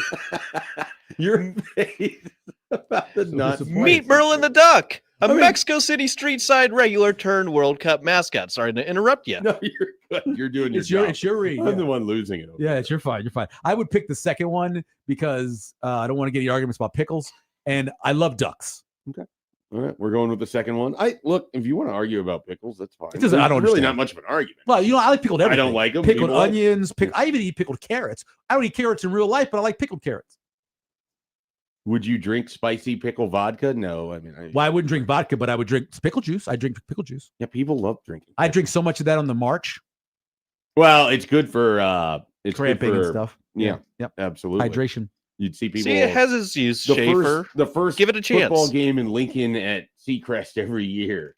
I Oh, yeah. swear it's just a cramp session for every player, and then they'll come out there with their pickle juice. They sell or the whatever frozen else. pickle juices at a lot of places you can get. No, it has value. I'm Yeah, not trying to argue that it doesn't. All right. Julian Quinones and Raul Jimenez may have scored goals, but a duck stole the show as Mexico celebrated its World Cup opening victory over South Africa on Thursday. Merlin, a 2-year-old duck dressed in the national team colors, became an unlikely internet sensation and tournament's first unofficial mascot. Images of Merlin parading through Mexico City wearing a Mexican national team jersey and socks as thousands of fans celebrated quickly went viral, racking up millions of views across social media. Overnight, and as if by magic of the famous wizard who inspired his name, Merlin had captivated the internet. A duck wearing a soccer jersey. It was hilarious watching the video of it Likely to scurrying get people around. on board. We want to see Merlin in the stadium, one user wrote. This duck is already a national treasure, said another. The best thing about the World Cup so far. That might have been Severe who actually I said that, yeah. Yeah. In Mexico City, however, Merlin was already something of a local celebrity. A familiar sight at fairs and events in the historic city center, the duck regularly accompanies his owner, Carla Gomez, who sells water and soft drinks from a little cart each weekend. Along the way, the animal attracts plenty of delighted squeals, affectionate greetings, and eager requests from passerbys for a photo together. We don't like to leave him home. We don't like to leave him alone at home. We like him to be with us. He's our baby, Gomez said. He's the baby, the sole heir to all my possessions, and now an idol. Rain or shine, Merlin follows Gomez and her young son, Christian, through some of the capital's best-known landmarks, including the Almeida Central, the Palace of Fine Arts, and the Zocalo Square. The duck shares a particularly close bond with Christian, for whom he was originally a gift, becoming what Gomez describes as the boy's inseparable companion. Merlin had already become famous for selling bottled water, Gomez said, recalling her surprise at the pet's sudden rise to fame. He is always with us. We never imagined he'd become a sensation, she added. We weren't expecting it. Do you know Merlin Klaus? I don't know Merlin. Merlin used to work Channel 6, and whenever I would see him, I would yell, "The magician!" at him all the time. Merlin, I feel like with the name Merlin, you're gonna get that. You're gonna There's get no that. way to get around the magic. Hopefully it never goes away. So basically on Monday, so to finish up the article, they met with FIFA representatives to shoot photos and are now doing commercials as well. With Merlin? Yes, with the duck. Now, there could be some controversy because Geico, That is true. I already like the duck more than the gecko, personally. Because the I'm duck taking- I'm doesn't taking the talk. duck over the Because gecko. the duck Oh, because doesn't. the duck doesn't talk. Okay. Are you're talking about Affleck? Affleck, sorry, yes. Yeah.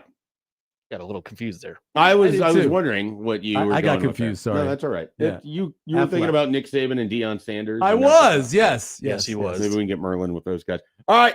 We are going to enter the 8 o'clock hour. Next here on Happer and Shaver, hit on a little recruiting. We'll have Sam McEwen and more on the show next on 1620 The Zone.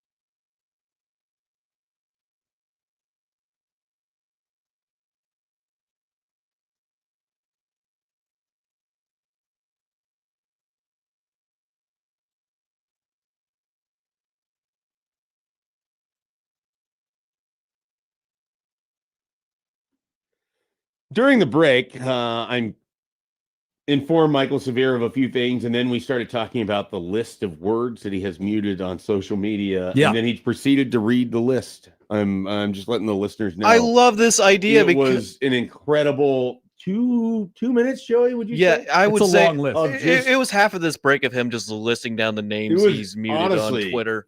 Incredible. The things that were being muted on there. I As I said, love some this people idea. think it's a bad idea to live in a silo. Michael Severe is trying to create. I think I even have Beyonce spelled incorrectly just in case. The most insane one to me was the Simone and then Simone Biles. Well, I just want to make sure I got both. Yeah. What happened there?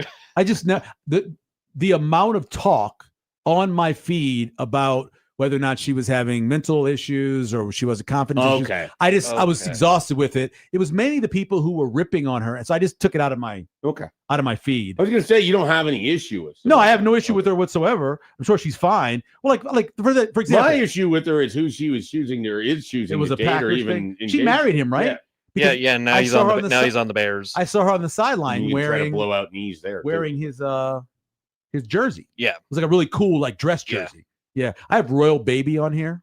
Royal Wedding. Yeah, that's a good one. Meghan Markle, Duchess. Good. These Sussex, are all I Harry. good. Duchess up second. I have all that on there. Yeah. Yeah, no, A lot of Tiger Woods. Ton of another him. good choice to just eliminate. The Bachelor. Oh, Bill Walton. A lot of Bill Walton. Chloe Kim. Yeah, I hate the Winter Olympics. Well, if this Well, was you love winter. if this I love the winter, but I hate winter. I hate all. They're not even sports. They're just people falling through gravity. I don't have any kind of love for anything involving the Winter Olympics. I haven't watched it probably in 20 years. So you no hockey, no I don't watch it. nothing. No. Wow. I don't watch any of it. I did watch the last. Did it go into X? It was overtime, right? Do not even like speed skating. You can't even get in. I used to you love can't it get as a on kid. board? I love the, but I like not this. I like short track. No, yeah. Right? Yeah, big fan. Of Yeah. that. But I no longer. So watch like 20 years ago, you weren't fired up about Apollo Antonono or anything? it was interesting. It was certainly interesting. that guy was amazing. My wife's It calling was me. amazing. Absolutely If amazing. this You was- need to take this? No, I'm good. If this was Schaefer, he would be muting pumpkin Pumpkin spice. vodka. I don't have any problem with pumpkin spice. If this was me, I hate pumpkin spice. if this was me, I would be muting California Pizza Kitchen on my. I Twitter know. I don't get that. I don't think- Ugh. Joey, I don't know that there's enough volume of tweets about California Pizza Kitchen that you should really. feed. Probably a high volume. You know from what? Yours truly. We're gonna have you actually eat one that's Oh, not no. frozen, and you'll be like, "This is really good pizza." I'll be like, "I know it is." Just send me to a random airport in the U.S. That I got You fl- just I got get- flight benefits. We will send Joey to St. Louis. We'll do one of those flights where he just flies in, yeah. and then he can jump on the flight back to Omaha. And all he's doing is just going and getting a slice of California pizza. You gotta get you eat the whole pizza. It's it's enough for one Yeah. person to eat. The last one I had was in Panama. We were laying over in Panama, coming back from Costa Rica, and it was during Lent, so I wasn't eating meat. Perfect place to Here- get a margarita pizza, and it's very good. Here's the question: do I have to eat a barbecue chicken pizza? A Because barbecue chicken pizza is really good. I'm You don't I have am to. You totally out can on pick it. your pizza. The best barbecue chicken pizza, in my opinion, in I'm the totally world out on it. is at Carrabba's. Theirs is, and they do fresh red onion, and they make it in that brick I've oven. They never have been a to Carrabba's. the wood fire oven they Happer have. talks about it too. It's actually a really good Yeah, place. that's- Yeah, but their barbecue chicken pizza is the best one I've ever had. Okay. It's Yeah. not for me. I have to file that away. Joey will not be eating the barbecue chicken. Just Have you do- tried I tried it. I tried it. It I doesn't. tried make, it. I tried it. doesn't So I'm make just making sense. sure you tried it. It What do you doesn't mean? make sense. Everything makes I don't sense with like pizza it. now. Everything does. Joey people doesn't don't- like pizza. I think we just have to live with that. It's Some like a people don't thing. like red sauce, right? So they're into the Alfredo. Some people don't like the Alfredo. So you have a barbecue chicken pizza, which doesn't have either one of those sauces. And I like. How The do you red feel about a sauce. baked potato pizza? I've never had it, but I love baked Oh. potatoes. I have done that. I've ordered it Is at there several potato different on it? places. Sometimes there's actual chunk of potato. So potato, on there, yeah. bacon, cheese, sour cream, Okay. chives, I'm not a or huge green sour cream onion or person. whatever. Everything but the sour cream. Sometimes like some places to try to add some spice to it, will do jalapeno or something. Now, like what makes that. sense And is then a you taco do like pizza. a drizzle usually of the sour cream combined with like a chipotle sauce. Or Okay. whatever. I probably would Really, try. I've really never good. seen it before. Now, a pizza that makes sense is taco pizza.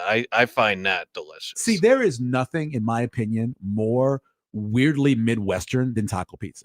Because it's funny, because it's pretty homogenized in terms of the people Sure. that live here. And the fact that they take something as incredible as a taco and decide that they're going to put wet lettuce on a pizza. And worse than that, they put like little pieces of tortilla, right? Or Doritos that then become soggy on a pizza. It makes zero sense. I would give that pizza a 0 if I was grading the pizza. My wife loves it. She gets it from Casey's. I just like, what? There's so many great pizzas out there. We're gonna take a wonderful taco and we're gonna make it into a pizza. It makes no sense. I would definitely watch Michael Severe pizza reviews, by the way. I've done. I mean, I know that's like a really overdone trope, but I would be interested. I've done lots. I know you've got a lot of takes on food. You used to work in the pizza industry. I so worked pizza for a long time. Pizza's my opinion. I always tell this to kids who are looking for the best side job you can have is working at a pizza place. There's a lot of different choices. You can be a delivery driver, you can cook, but the community that's built inside of a pizza place, and this is still the case. I've talked to people since that it's really this community of people who just love pizza and love to drive fast and usually take all their tip money and go to a place and play, I don't know, poker or pool or something like that. It's a great community. So it's funny you say that. The other day in this golf league that I play in over at Stone Creek, the team that we're playing, I'm talking to these guys and, asking them how they all know each other. There's like a group of 6 to 8 guys. I think it was 8, but there was only 4 of them playing in this league that used to work together at a Godfather's here in Omaha in like the 1980s. And they just have had that bond and have been friends ever since. And so they do like Husker road trips together. Right. They do this golf league together. So what you're speaking of, I have witnessed firsthand as these guys who have absolutely different lives, like in terms of what their jobs are and everything else now. But still their have that singular bond Yeah. is that they worked in the back of a pizza or of a Godfather's making pizza in the 1980s. And that's where this friendship just I've run into people before where we've had like hour-long conversations about dough. Like one of the things that Virgil and I first kind of united over was the process of finding the right dough and building the right dough. Are you a hot water? Or are you a fast dough? Or are you looking to proof it in the walk-in? Or you're proof it outside the walk-in? Or you're a docker? How much a dough pack you're using? How much sugar in your dough pack? I love great dough, and to get great dough, it's a science. Yeah. And so Virgil and I would talk about it for forever, about just the dough. His level, and obviously, I mean, he owned and operated a pizza joint, but like if you got him going on that, or sometimes he would do this to me when I would come in there and he'd be like, "Hey, what's the last pizza place you had? Was it good?" He'd want to know like what I had. I want my thoughts on it. But mostly it was a setup for him to explain to me why he felt like what they had either worked or didn't work or whatever it was. Yeah. And he really, loved going into those sort of deeper pizza conversations.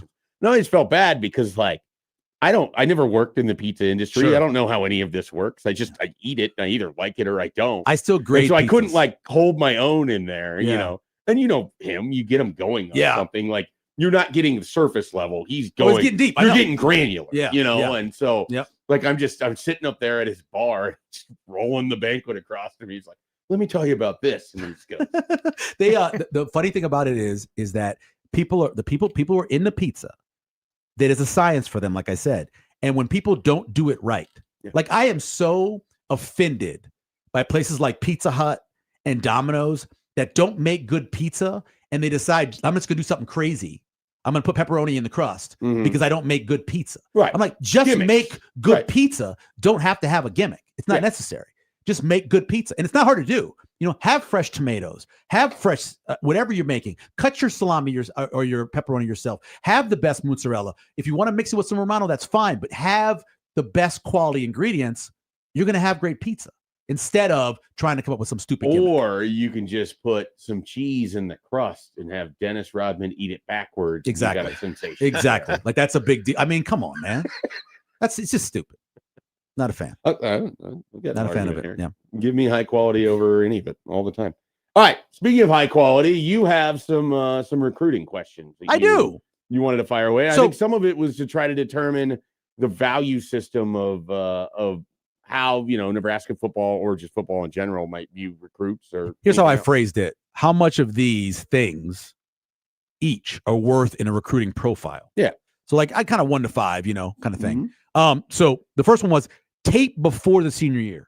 when you're evaluating or when a coach is evaluating, how much do you think the tape before the senior year, and what's the value of that? You know what's crazy is that so many of these coaches will tell you that if they had their way, like they wouldn't even really watch. I know. Tape That's why I asked. their Bo senior used to year talk about it all the time. because there's such a big jump for these athletes. Remember how you were from 16 to 17? Yeah, absolutely. Yeah. But you don't get that anymore. Right. Like you just don't. And so I don't think it matters. Like you're looking for certain things, right? So it matters, but it doesn't matter as much as if you can physically size them up or you have them out at camp and you can work with them that way. Yeah. There's always so much more value for these coaches to see them in person than just going off of. And even if you're not seeing them like play football, but you're watching them wrestle or you're watching them play basketball or they're at track or, whatever it is, baseball. Like it doesn't, sometimes you're looking for a specific athletic. Some of it is you just want to see how a kid moves. Yeah. You want to see how he moves on a real,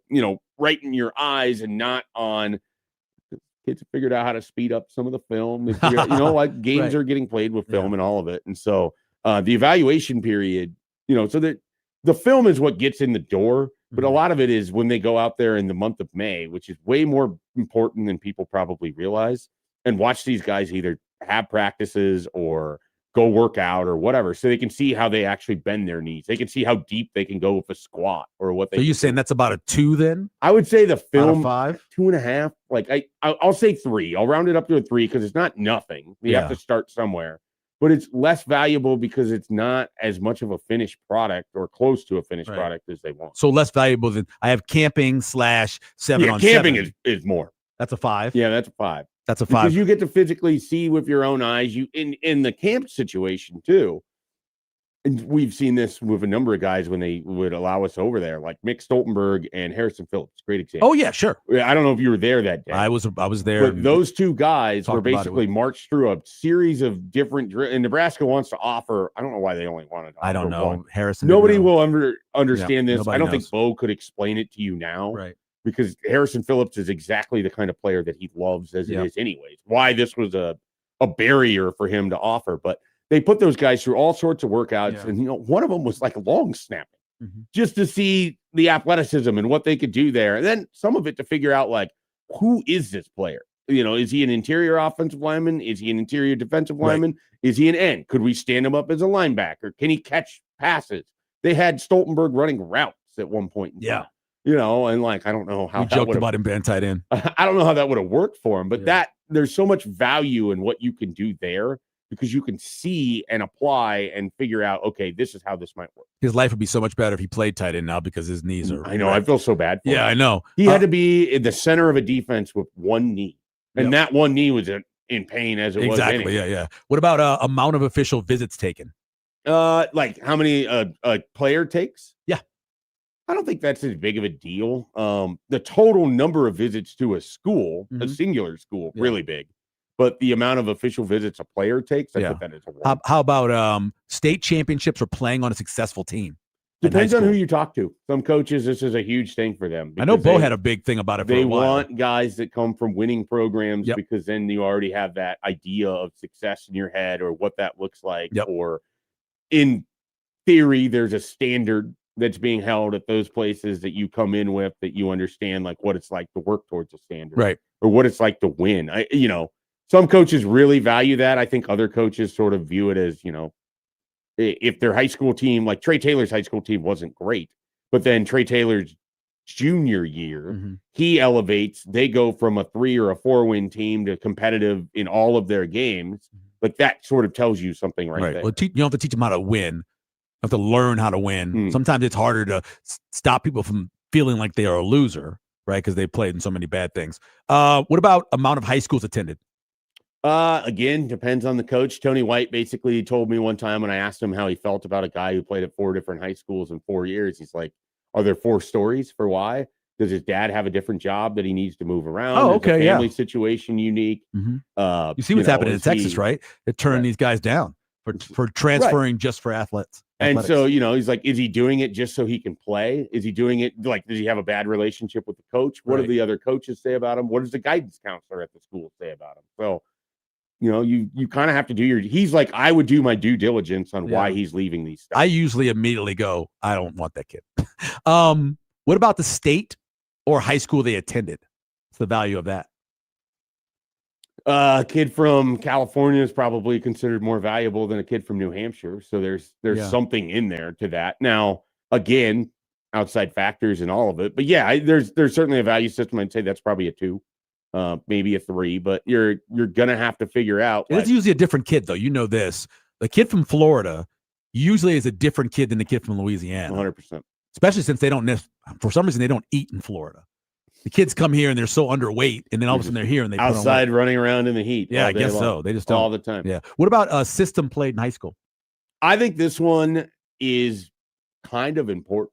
And so I would probably go at least a 3 here, in large part because a lot of times, like you either need to see what they can sort of do on that film that we talked about, or like you have to have the creativity in your own mind to be able to take them from a position that they're playing in high school that's nothing like what you're doing in your college program and be able to transpose that. Like they play zone in the secondary, you're a man, or even they play off man, right? And you're a press man team. You got to try to and you have to determine, do they have the physical ability to be able to go from a guy who's only sitting in zone? I mean, it's kind of like in basketball, right? If you go watch a guy who never plays man-to-man defense, and you are a man-to-man defense-oriented team, like it's really hard to determine if he's going to be a fit for that. Right. What about guys that don't respond to your texts? How important is it? If you're recruiting, it seems like that's a 5 out of 5. Yeah, you need to. Response and communication seems valuable in all walks of life. I'm going 5 on that one. This is a local one right here in the room. Amount of social media posts. This is kind of fascinating. Because you get like really good players on both ends of the spectrum. You get the guys who never stop posting, and right. You have guys who have never seen their phone before. You know, like right. The ones where no social media. You got to call somebody else to get a hold of them because they don't know where their actual phone is, or they don't have a phone, or whatever. Right. So, it's value, maybe a 2. And then the last one that I have is parents on social media or message boards. I think you'd prefer they're not. I know. You know, like it's I know it's tough because when it's good, you know, the fan base loves it because it feels like you have access to the player because his dad or his mom is on Twitter or on a message board and commenting, and sometimes they'll come through with information that you wouldn't have otherwise. Right. So it seems like it's good, but as soon as things aren't going well, that is like the worst place to be. Right. You know, like I've had parents basically reach out to me about, hey, like, why are they talking about my kid like this on the message board? And I just basically have to be like, look, I know that this is a difficult thing, but you have to find a way to ignore it. My favorite parent that I talked to quite a bit was Nola Gates' mom, who told me like very early on, they are too good to these kids at Nebraska. They're just making them into these stars before they are. They don't need this. They need to be treated poorly. She's like, I didn't want my son to go there because they're taking care of him too much. Like literally, that's basically the stuff she talked about. She's like, that's incredible. Yeah, she's been very honest. She's on a very, very different path than most of the moms. She's been very honest. She's like, you don't. This is not what they need. You know.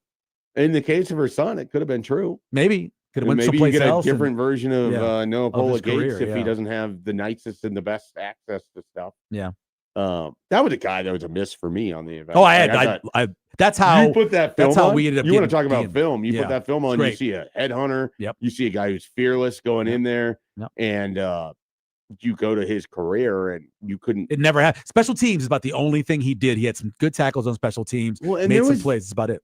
I got to be careful because I don't want to misrepresent Noah Gates here, but I think he was the guy that coaches kind of talked about. Like he didn't play special teams in high school. So he had no idea. No, it was. I remember interviewing him. He'd never played special teams. Oh, sure, before. He's a star. So he didn't understand how any of this worked. And so, like, he had to be really coached up on where he needed to be and how he was supposed to do stuff. Yeah, because the ball would get kicked off, and he'd immediately vacate his lane to just go run in. Sure, yeah. It's like he's playing, he's playing safety, and it's the guy with the ball is over there. I'm going to him. Like. Yeah. And so I remember having that conversation with him. And he was like, yeah, I never did this. Like in high school, I was either a return man or, playing on both sides of the ball. Yep. I was playing enough that they didn't have me out there on kick coverage and punt coverage. Yeah. Like, so I didn't know what I was doing. Him and Miles Jones were two guys that I love Miles. Love their tape. Well, love their did tape. you interview Miles Jones? Yes. Miles Jones is on an all interview list. Yeah. So. I had good interviewer. Do you? Yeah. So I had talked to him before, but one of my favorite Miles Jones stories, which has nothing to do with really football at all. This is not going to be great for you as it was for me, but the Minneapolis Miracle happens, and he's on his official visit to Nebraska, and he's leaving, and I'm trying to get a hold of him, and that game's going on, and so like I'm trying to watch the game, but I also have a job that I have to do. Yeah. And he's like, "Hey, I can call you. I'll give you a call. It's going to be like right around 6:30." So the Minneapolis Miracle happens at like 6:27. Yeah. They pull off this insane win. I think they're going to go to the Super Bowl because there's no way in hell they're losing to Nick Foles and the Eagles. Yeah. Well, no way in hell that's going to happen. Mhm. It happens. I grab my dog. I'm like throwing him up in the air. He's never forgiven me. He's never gotten the look that he gave me when he went to the corner and stared daggers into me. Yeah. And then like I'm in just this state of euphoria. And my phone goes off, and I realize I have to instantly flip back into Work mode. Yeah. And like, I have no idea what he said in that interview. I don't know what questions I asked. It could have been the worst interview I've ever had. Right. But it's just one of those things I will always remember that the first person I talked to after that happened was Miles Jones. The next week, somebody came into DJ's and had on the Minneapolis Miracle t-shirt. No. And I remember saying, it's too soon to be making a t-shirt for that. Let's wait and see what happens to the season. It's one of those things where it's like a cool individual moment, but then it just leads to more sadness. Yeah. So, as they got blown out in Philly, and I have no idea how that happened either. Well, your quarterback was Keenum. Well, yeah, so there's Case Keenum, but the defense just completely fell the pick apart. six really turned that game. No, not they were up 7-0 with an opportunity to take control. Yeah. Pick six. Yep. Downhill from there. No doubt. Fun times. Now I'm sad. All right. Anything else on that list? That only other one was had good interview, right? Because that's for me, that's always a 5. For the actual coaches, it's probably a 1. And then the other one was I didn't say it, measurables. 5. I mean, for this staff especially, I mean, there's guys on Nebraska's roster who they're hoping will have a role this year that didn't play much as varsity players in high school. Yeah. Because they love the measurables. Height, weight, 40 times. Because they felt like we can take the clay of this player and make him into something. I'm talking specifically Braylon Prude. Oh, yeah. A guy that the staff is continuing, they believe in. I don't know what his role is going to be, probably more special teams than anything else. I don't know where he fits. I wish. I think he's too much of a tweener to be a safety. You know what he is? He's the new heavy dime. He's the heavy dime. He is your extra nickel guy who is kind of a mix between small linebacker, too big for safety. Yeah. That's what he's supposed to be. I don't know if he has but that takes a lot of instinct. You have to be a very instinctual player to be that. And he was at Shadow Creek down in I think it's Pearland, Texas, down there. And great program, produces a ton of talent every year. And he ends up at Nebraska, and he's kind of second team player on his high school team, but they love the measurement. 6'3" in the frame, and he's still here. So there's something that they like a lot about. Well, it's what they look at those recruiting now. These last two guys, they like the 6'2", 6'3" longer defensive backs, which is great to have. That was their success at Temple and Baylor, is identifying those guys, but then getting them to the point where they could help you. Yeah. The second part has not happened. The problem is targeting those guys. The offense is targeting those guys, and the amount of penalties they get called on them. Yeah. A lot of those big guys, they're grabbing, they're holding, they're getting called for that, and then they can't chase because people are running crossing routes on them. And I don't know. I don't think you have to be the bigger defensive back. Because we tried that, right? Seattle did it. It worked for Legion Boom. And everybody else tried it. It failed. So you don't necessarily do that, in my opinion. 5'11's plenty. For every Stanley John Baptiste, there are a number of guys who get to college, and it's just they're 6'2" as a defensive back, and it doesn't go. Let's grow him to a will linebacker. Yeah, basically. Yep. Basically. So, all right, let's take a break. We'll come back with Sam McEwen. We can dive into the CWS. We can dive into Nebraska athletics. We can go anywhere with Sam McEwen. Camp Countdown. Yeah, we could see. I think they just finished their honorable mentions. I think they're rolling in. They just dropped 50. Number 50. Okay. Yeah. There we go. Number 50 in the Camp Countdown. So we'll talk to Sam McEwen here on Happer and Schaefer next.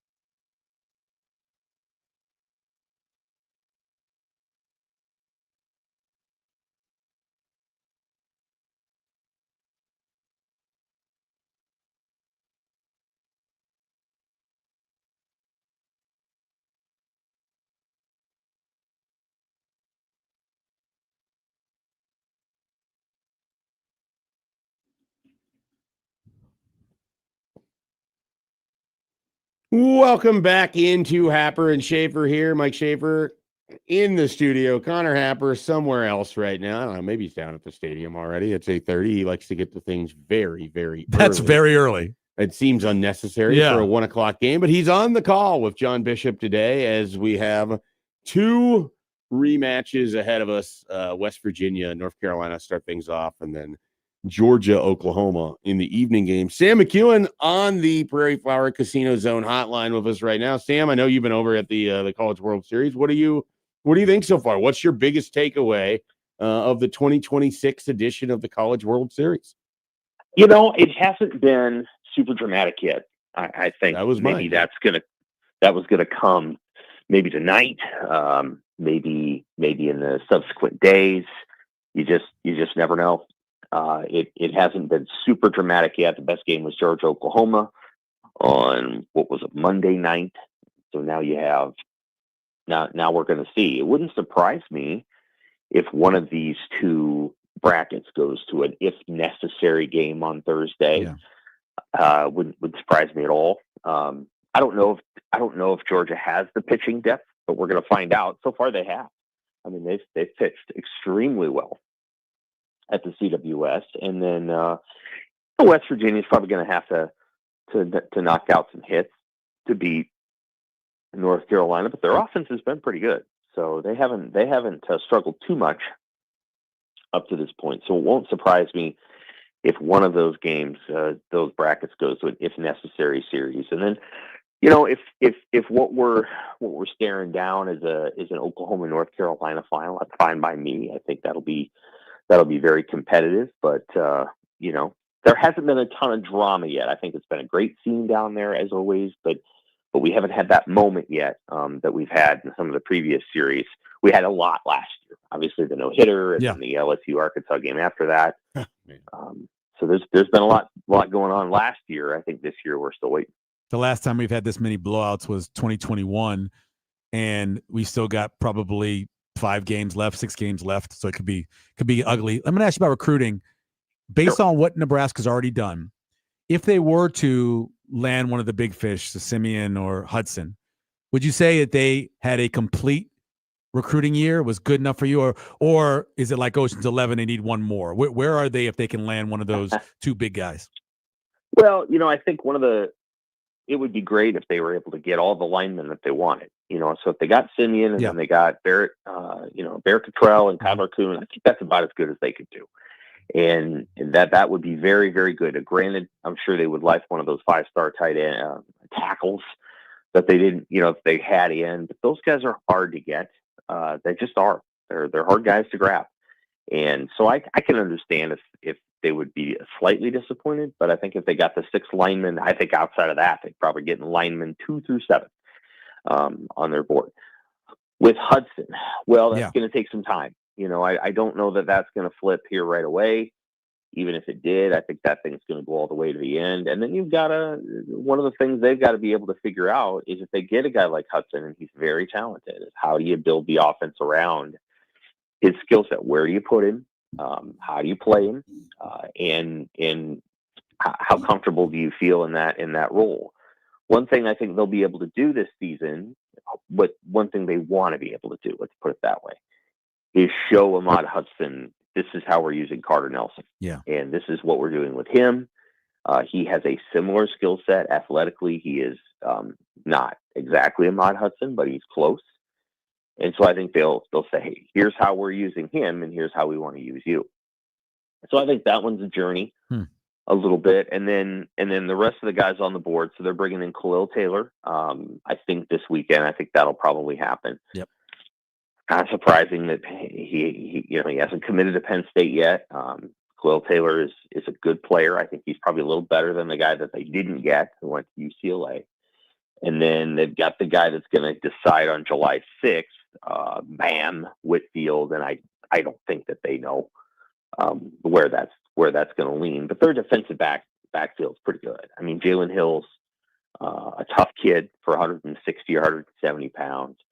The Williams guy out of Florida, I think, is very good. I think he's a very good player, and I think he'll play relatively early at Nebraska. And then I think they have a chance of retaining Torrey Pittman in the class. So I think they've done I think they're very happy with where they're at. I think they've gotten most of everything they want to get, and I think they should be very pleased with what they've done so far. What does it tell you about what Jeep Wade and Lonnie Teasley found when they got to Nebraska, that they are disinvested with the offensive line? I mean, you think about 3 transfer portal guys. They're going to take, nearly a third of their class, potentially is already offensive linemen, or could be offensive linemen. Like, what does that kind of tell you about those guys that are currently in those spots that Matt Rule stood up, talked about, a year plus ago, if they need those young guys to be ready to compete and to take jobs, and they hire a couple offensive line coaches that looked at that room and basically said, no, we got to get something else. Yeah, I think some of it is an overall investment in the offensive line room, right? So, like, I think Rule is not just saying the players who are currently here aren't necessarily going to move into a next echelon, but like they want more offensive linemen in general. I think it is accurate that they went out and got the transfers. In theory, those 3 guys can carry over to next year. Maybe they got to pass the 5 for 5 for Brendan Black to come back. But other than that, I think, the other 2 guys are probably going to be back next year. Elijah Pritchett will see. And so, I think there's a lot of different ways of looking at it, but I don't think they've said, hey, we're just done with that middle group, because, I think those guys could play in 27 and 28. They're going to have somebody play unless they want to go out to the portal, and the portal's expensive. It just is. And so if you're able to get guys in the 27 and 28 classes, or 27 and 28, who you've had in the program for 4 or 5 years, and then you feel comfortable with putting them on the field, that's just a lot more efficient, economic. It's just more frugal. And then you can go out and get the players that I kind of still feel like they still got to go get, and that's a pass rusher. I think they need to go get a guy like that. We're going to find out if they've got the guys in the program who can get that done. I know they feel like they probably have 4, 5, 6 defensive ends, and we're going to find out. We'll find out during training camp, and we're going to find out really in the first 3 games. Because if you've got the pass rush that you think you have in the first 3 games, you're not going to go sackless against Ohio, Bowling Green, and North Dakota. You're going to notch some sacks. In fact, you're going to have some success against those teams. So we're going to find out what happens, and we're going to know a lot about their pass rush before they play a Big Ten game. But we'll learn even more once they play a Big Ten. Sam, in terms of the camp countdown for the honorable mentions, there's usually at least one guy that exceeds it and, would be ranked higher if you redo it. But is it as simple as saying Jack Wills being the guy, or is there somebody else you see out of that group that's got a chance to have a breakout year? Historically, we have put the long snapper in the, not always, but we always put them in the honorable mention. Like it's hard to put that guy in the top 50, because the way that we think about the list is impact. And a lot of times the snapper impacts the team most when they make a mistake. And so, ultimately, that position should not be something, especially with a rugby punter. You're not necessarily dealing with the same level of variables that maybe you might have been dealing with, with somebody else. And so, usually there's a guy on that list who goes above and beyond. Pretty darn quickly. Some of those guys are linemen that are still kind of coming. I'll tell you what, in the process of talking to Rule on Monday, I ran into, because he was walking around the facility, Dylan Berryman. And Big Dylan fella. Berryman he's the biggest defensive lineman Nebraska's had since Vincent Valentine. Yeah. He's huge. And so one thing I will say is that because, and this is how recruiting works, he's almost an afterthought because he was a February signee, and we don't really think that much about him because he came after the fact. Dylan Berryman is exactly the defensive lineman that Husker fans want to be recruited at Nebraska. Now, he probably has to maybe shape his body a little bit, but he's huge. There is a chance for him to play. Yeah. Right now, you have 3. I think you probably have Riley Van Poppel, and Owen Stoudemire and Jasir Whittington. And Whittington may be the best of the three. We don't really know. But then there's a fourth and fifth spot there. And it could be Sua Lefatu. It could be Tyson David Terry. Hookkin. It could be Tyson Terry. Tyson was good in the spring game. Tyson Could be Terry. Dylan Barron. Yep. Could be Dylan Barron. So there's one that I think you think about. Amari Sanders is probably somebody. So he is in a position battle with Jeremiah Charles for corner opposite Andrew Marshall. Amari Sanders is definitely one to look at. Danny Oden's in our top 50, but I think Amari could be there. And then I don't think it's going to come to pass that Larry Miles plays a ton this year, but Larry Miles is going to be a good player. He is the heir apparent to Ja'Cory Barney and in the slot position, and I think it made it more flexible for them that if Caden Howard was going to go somewhere else, which he's going to Georgia Tech for now. I think Larry Miles made that decision easy. Not that I don't think Caden Howard is a talented player. I do, and he's in the 27 class. But I think Larry Miles makes that decision easier because of his ability. Because I think he's going to be your guy after Barney. So there's some names to look at in that list. That's always kind of a catch-all. Sam, real quick, when was the last time the quarterback wasn't the number one guy? Oh, a couple years ago when Dylan was a freshman. Okay. Yep. So Dylan was fifth that year, and that was just based on him being a true freshman. And we were actually, what's interesting is we went defensive line 1 and 2 that year. Nash was number one. Yeah. And we obviously Ty was the better player in 24. But no, defensive line went number 1 and number 2 back in 24, and Dylan was fifth. So, and I don't think maybe Jeff Sims was number 1. Casey Thompson was number 1 in 22. Yeah. I don't think Adrian was in 21. In fact, I'm certain he wasn't. I think it was JoJo that might have been number 1 and back in 2021. Valuable. So, well, yeah. And the reality is that team was, anyway, that was a weird season that we don't need to relive. But, if you put that team on the field with Nebraska's team last year, I think the 21 team might win the game. I mean, I'm not trying to be rude to the 25 team, but that was a weird season that again would be almost impossible to duplicate for a variety of reasons. But yeah, we'll see where Calandria. He is going to be the starter. I think everybody knows that. We'll see where he ends up. All right, Sam. Appreciate you jumping on with us here on Wednesday. Enjoy the rest of this CWS, and we'll catch up with you next week. Take care. Thanks, Sam. Sam McEwen of the Omaha World Herald. A bunch of the guys that I drafted in our draft are on this list. Okay. And you have Jack Wills. You had him on your list. You have Jack Wills. Yep. Larry Miles. That's my guy. Yeah. Love Larry Miles. Going to be a very good receiver, hopefully for Nebraska here in future season. You know what else is very good? Arby's and 1620 The Zone teaming up with Arby's for the Summer Sizzle giveaway. Turn up the flavor. Enter to win, and you can score a combo meal every week all summer long. 13 weeks of hot, delicious wins.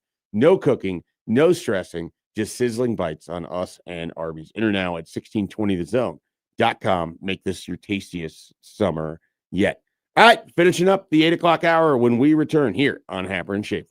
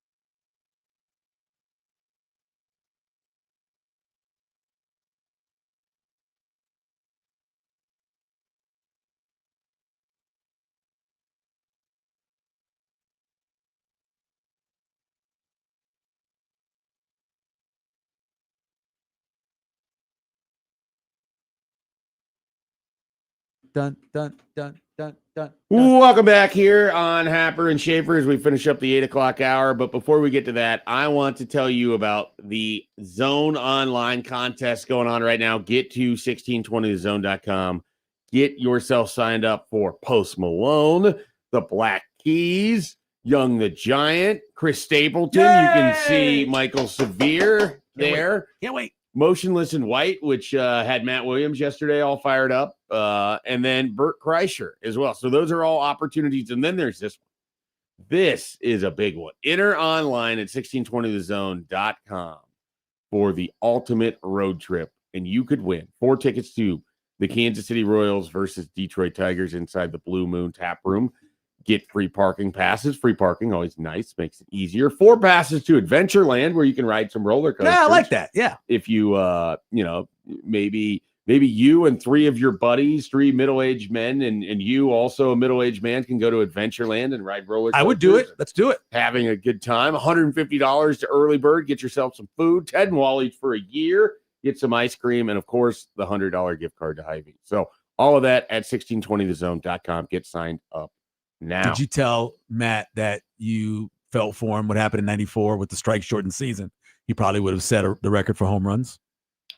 Matt Williams, you said his name is? Matt Williams. No, different Matt Williams. Different Matt Williams. Would that Matt Williams have set the record for home? He was on pace. What I remember for that, not that part of it, I think Frank Thomas was having a monster year. Tony Gwynn was flirting with 400. And the Expos were the best nuts. team in baseball. Yep. Cleveland was really good, Yeah. but they, I don't know if they're going to win the pennant. The White Sox were also good that year too. Yeah. But yeah, I mean, you had all this great stuff was crazy happening. things were Yeah. going on, and Right. then the season just. I'm actually going to another concert in 2 weeks, 2 Sundays. Who are you going to? Going to go see Weird Al. Oh, My son yeah. is a big fan of Weird Al, and I got him tickets. And That'd I be said, "Who are fun. you taking?" He goes, "Am I going with you?" And I was like, "Sure, I'll go with you." I sometimes will get the song "Foil" in my head. Every song he has is an earworm. It's a total earworm, Yep. and like that one, the music video for that's pretty funny. The one that too. gets to me is "Eat It." Oh, Eat yeah, It that is one's- outstanding. Yeah, Well, there's all that's the the one that all gets the to Michael me. Jackson stuff. Yeah. Eat It, Fat. Yep. All that is outstanding. biggest ball of twine in Minnesota. I'll sometimes just find myself like singing along to that. You know that one? I don't think I know that one. It basically What's it to? What song? It's not a parody of anything. It's just his Oh. own creation. Yeah. And it's about a family on a road trip that goes to a bunch of weird Oh, tourist traps. okay. And this one is they're going to go see the biggest ball of twine. I in don't say Minnesota. weird tourist traps. Those places are awesome. Well, one of them is the Roadkill Hall of Fame. And like you hear the song, he goes through it. Okay, I'll check that out. You'll appreciate it. I will You'll check like that out because I love And those then places. you'll find yourself singing biggest ball of twine in Minnesota. Okay, I got it. Yeah. I've not heard that one. No, I doubt it's probably too deep of a cut, but I really like it. Maybe he'll sing that a couple Sundays from now. Maybe we can request it. We'll figure out how to get that to him. But all right, we only have a couple minutes here Yeah. because I'm really good at allowing time for lots of topics. So Okay.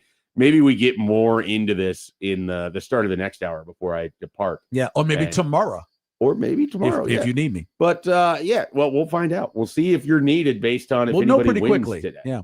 We'll have an idea on that. But real quickly, I'll just ask it. We can dive into more of the conversation either in the next hour or we just table it for tomorrow. But first team that comes to mind is somebody who would make the gamble on Brendan Sorsby I have 4. in the supplemental draft. I have 4. Got Okay, Arizona Cardinals. yep. They're I think the most obvious. Yeah. Then the New York Jets. Okay, that's also up there. Carolina Panthers. Didn't have them down, but I like where your head Because that, like you said earlier, I think you Yeah. said it. I don't know what show we were doing together, if we were doing a podcast or whatever. You said that might end. I mean, that could Bryce easily Young, end yeah. this season. Yeah, It could be agreed. done in week 6. Yep. And then the other one is Indianapolis. Yeah, Because that's you're in a good one. situation right now with Indianapolis where, yes, you got a guy who played very well last year in Daniel Jones coming off of the worst injury you can have with the Achilles. Maybe it doesn't work when he comes back. Maybe all of a sudden he reverts back to being the Daniel Jones and you need a quarterback. So those are my 3 top ones. Who do you have? The one that comes to mind for me is like the Miami Dolphins because Mm. you have Malik Willis. Yeah, and they're you don't trying know to get a exactly first round. what that is. Yep. And you can kind of, you throw a. I'm thinking a 4th round. What are they pick. paying Willis? $30 million a year? Yeah, Something And- like that. that's not a guaranteed after the first Ridiculous, year. yeah. I think. So it's like you can get your developmental guy and you can see what Willis is Yep. and you see if he fits with what you want to do offensively. I think it's going to be a little bit of a different offense with Yeah. Malik Willis as your guy. I think Sorsby kind of. I don't think Florida has legalized gambling either. I don't know if that's true. Look at you I'm not over sure. here. I'm All not right. sure. Happer and Schaefer to return, 9 o'clock hour next.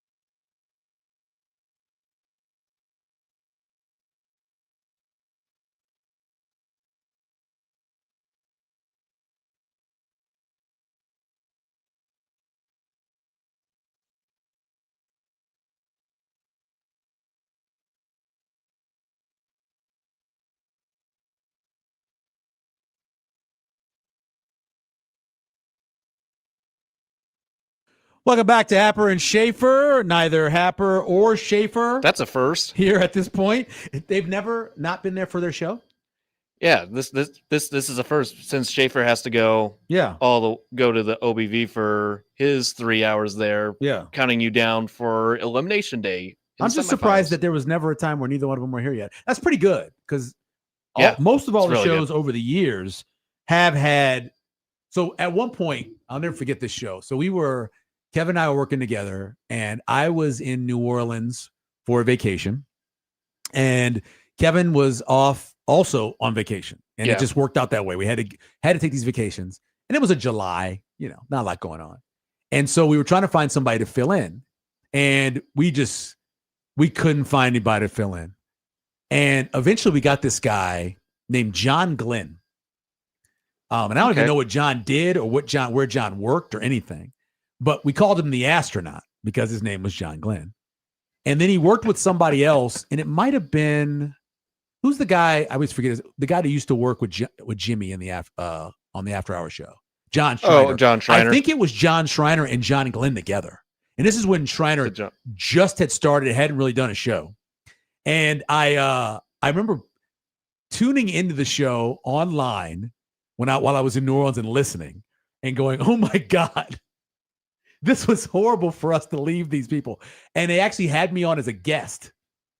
And it was one of the most uncomfortable interviews I've ever done in my life. I think Schaefer mentioned one of the previous iterations of the morning show. Yeah. He filled in. Both hosts weren't there. The producer was there, but he didn't really talk that much. He wasn't much of a talker, but Schaefer was there. And I think he had a co-host, but I think he mentioned this a few days ago, but it was just a very, very awkward setting at that point. It's always strange when nobody from the show is there. And that's how the national shows are. Yeah. Everybody goes on vacation, right? They'll have an event happening or like they got to go to the ESPYs or whatever. And nobody will do the show. I remember Mike and Mike would never, I don't think they ever had fill-ins. I think if Mike wasn't there, they just didn't do somebody else did the show, if I remember correctly. Because they were such a team, it'd be like having they were the 1-2 punch. Mike and the Mad Dog in New York, and you're filling in with somebody. It can't be the same, just too tough. But there was another time it happened at the Zone. It was the midday show when it used to be the Connor Happer show. Austin was hosting, and then I was filling in for producer Josh Hodson. So I kind of understand that feeling, but we treat this like it's severe reaction, like an annual Sunday during the Husker football season. I'm trying to make sure that that's coming back right now, but I have this weird thing happening with my phone right now. So I was trying to email Stacy to ask the question, and you know how they give you the help write thing where they try to do the AI thing? Yeah. So I'm trying to just not have that, but it won't let me not have it. It's very weird. I'm not a fan of it. It's weird now seeing that there. It's having a suggested response for my replies, and I'm like, I don't want to reply to this. And I don't need your suggestions. If I want to reply, I reply my own fashion. Exactly. It makes more sense. But yeah, it won't go away. The help me write thing won't go away. It won't bring up the keyboard. There must be a way to do that. Just go on Google and then AI will tell you how to remove it. How to remove it off of there. So I'll try to do that. So I can't ask the question about having severe reaction again, which of course has been the last 4 years. Yeah. It's been from 8 to 10.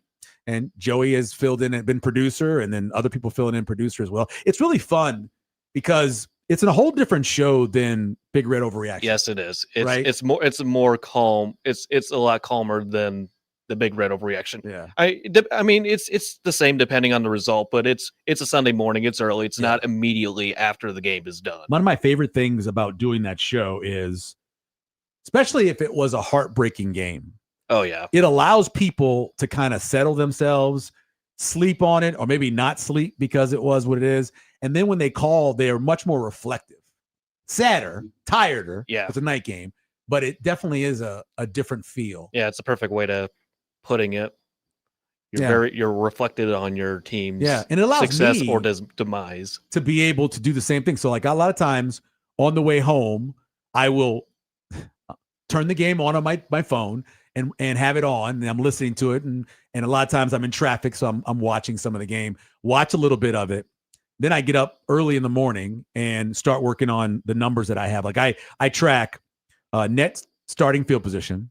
Mm-hmm. I track havoc. both teams. So Havoc for and Havoc against. Yeah. I track success rate. So that means once you or your opponent pass the 40-yard line, what ends up happening? Or what you're scoring. So finishing drive rate for success rate, I do that. And then just basic stuff, like overall yards per, and defensive yards per. But that gives me a chance to be able to do all that and go back and look. And then same time, I get a chance to just reflect, relax, and then just talk about the show a little calmer than the person who maybe is on Big Red Overreaction. Yeah. So especially whoever happens to be hosting Big Red Overreaction. We still haven't done a draft for the entire lineup of shows. So you guys do a complete draft? No, we were kind of teasing a little bit of a draft, like selecting guys hosting particular games. I think Schaefer has volunteered himself to do the first 2 of the season. Okay. I think it's kind of a thing where the new guy will do the first Didn't McMaster do a bunch last year? Yeah, he did like 9 or 10 of them last year. Every time I turned it on, it was McMaster and somebody. Yeah. McMaster did a full load of games. I think McMaster did one with Josh Otson. Yeah, he did. I remember turning that on once. I think it was one of the bigger games that he did with Odson, if I remember correctly. Not the Michigan game. I think Peterson did the Michigan game with McMaster. Okay. But I think it's one of the bigger games down the stretch in the season. I think it was the USC game. It was the game where Raiola got hurt. Yeah. Got hurt. I think that was when it was Odson and McMaster. Yeah. So I did it the first. How long did I do it? I think I did Big Red Overreaction, was a part of it for, I think, 2 years initially, and maybe another 2 years. But they just assigned us. Like there was no like choosing or whatever. They just assigned us. I know Damon and I did together a number. I remember doing it together with Damon after the 2013 Iowa game, when we were all thinking that maybe Bo would get fired. And, he swings the hat and all that happens. And I mean, we got into it. Like, what should you do? I mean, at that point, he'd already said, fire me if you want to fire me. And you're trying to debate what it should be. And then the next year, we did the Iowa game again. This time they win. And then he is fired the next morning. Yeah.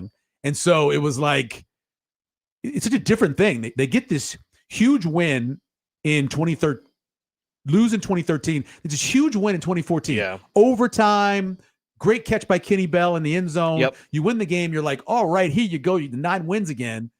And then that's when the decision was made. It was just a weird feeling that whole weekend. Weird final 2 years of Bo Pelini. Weird all years with Bo Pelini. Yeah. Oh yeah. With Bo Pelini. He was quite the character. Sith Destroyer says, I found out the other day that you can turn off the Google AI if you change your region in Google search to France. Okay. It has massively improved my life. I will give that a try. I will try that. I will give that a try. The question is, does it affect anything else? Like, am I going to get more snobby? Probably. Am I going to want to could be potential eat more cheese and bread? I mean, what else happens when drink some more wine? When I switch it over to France, I'm not going to drink any wine. But yeah, switch it over to France. I don't have any idea. But hopefully, we will be doing again. Not we. I will, because you have a job now, a regular job. Yeah. And so it'll be somebody else filling in. You'll probably get Peter or Jake running the boards. Yeah. It's dependent on who is doing Big Red Overreaction. Whoever's doing that, then probably the other person will do Severe Reaction. Or if the game's not a night game, then that person could potentially do both. Right. That's the first time I met Jake when he came before the show. I've never met Jake before. So Jake is the other fill-in guy now? Yeah. He's been here for a few years. He's filled in for the morning. I hear him do the traffic all the time. Yeah. He took over my Mondays and Fridays after my promotion. Oh, okay. So you do consider it a promotion? Yes. It's a hell of an upgrade to work with Happer and Schaefer. Hot Danger says that Michael can't get any more snobby. I don't know if I'm obviously getting older, so there are things that I am grumpier about, but I was always grumpy. So it's not that. And I don't know if snobby is the word. So I know when it comes to my food takes. Yeah. Opinionated, I have opinionated food takes because I believe this is better or whatever else. Snobby, I don't believe so, because like in France, they will not help you. Like if you don't speak the language and you're trying to do something, the times that I've experienced it, they won't help you. there are a few people in this city that will go out their way more to help somebody than me. Yeah. I will help anybody that needs help. I help random people through DM. I don't know so that's certainly not the snobby part. I certainly don't think I'm better than anybody else. I'm just an old guy with bad knees. Mostly. That's how I think of myself. But as I said, both guys are gone. Connor will be doing the game today at 1:00. It's one of those things where at this point in the College World Series, many years I did the College World Series, and unlike McMaster, we didn't get days off. I did every show. Yeah. Kevin was doing the games, and so I was doing all the shows, and I had guest hosts with me. So I had guest hosts like going back to Nick Hanley was a guest host for years. He would come on. Lane Grindle, who is one of the voices of the Milwaukee Brewers, he would come on. John Schreiner, back when he was first trying to get into the business. Who else? Matt Crane. Do you know Mark Kranek? No. So Mark Kranek was also doing so. Mark did the what is it called? The Joe's show they do. The Average Joe's. Average Joe's. Is that what it's called? I think. Well, he did that for a long time. So he would be on, and every day, and I didn't know any of these people, and so I had to write their name at the top of my sheet. Yeah. So I would remember their name as I'm talking to them, and I'll never forget. I'm doing the show with Nick Hanley, and Nick's young at this point. I mean, he's probably 23, 24, maybe. And two things with Nick. One, we had an ESPN personality on, right? And the ESPN personality was who's the guy that was a smart ass? I did the funny bits. And now he left and went to San Francisco and he does a podcast. You know what I'm talking about? Does all the anyway, he's on with us. And the guy went out to 72nd and Crown Point, and he did a story on that's where the aluminum is grown for the aluminum bats. That kind of funny story, irony, weird story. So he goes out there, he does this story. He comes back, and we're talking to him and doing the interview, and Nick Hanley says to him, and he's like, being serious about it. And he asked this really long question, which Nick would do. And at the end of the thing, he looks at him and he goes, I didn't follow any of that. You need to start over, which is very funny. And then the other thing that Nick did was we used to get coaches' phone numbers, right? Because we had these runners. Yeah. And so these guys would be runners, and they would go get the coach's phone number so we could talk to them before the game. We would interview the coaches. This is back when there's a lot more access. He gets the phone number for former TCU coach and Oregon coach. So he gets his Oregon State coach. He gets his number. Is it Pat Casey? I think it's Pat Casey. He gets their phone number. And, Nick is out and he's doing the whole College World Series, having fun. He's a young guy. And he didn't put the coach's name in when he got the number. And he met a girl one night while I was out there and got her number and got them confused. So he was calling the girl at like 1:30 in the morning. And instead he calls the coach. Oh, no. And the coach is sleeping. And the coach is like, he goes, oh, I'm so sorry, coach. I was calling. He goes, I understand. I've been there. I get it. He's like, the coach was really cool about it. That's the great thing. Yeah. That is. Was it Kenny Mayne you were talking about? Yes, thank you. Kenny ESPN Mayne. guy? Yes. Yeah. He had that segment that was like something in Maine. And in that segment, he would always do these really funny kind of stories. And the one he did about the aluminum bat, and I'm sadly, you can't find it. I've searched for it. Yeah. It was because what he did was he got a bunch of players to go out to 72nd and Crown Point where all the towers are or have been. And they're just like staring at the towers and they're like praying to the towers because this is where they grow the aluminum for their bats. It was very, very funny, but too long of a question for Nick. And Kenny was like, you need to start all over, buddy. I don't know what you're talking about. So anyway, coming up, we're going to chat with Lauren Michelson from KETV, get her take on what she's doing, where she's going, what she's doing in terms of the College World Series. It's that weird part because you see the finish line if you're in TV news or radio or whatever. Once this is over, there's this break before fall camp starts. Yep. And before anything that really happens, you got this break. So you're just trying to make it to the end of the College World Series. We'll talk to Lauren about that as well. When we come back here, Happer and Schaefer, neither guy here, but being held together by the producer, Joey Colbert. We'll come back. We'll do more of that on 1620 The Zone.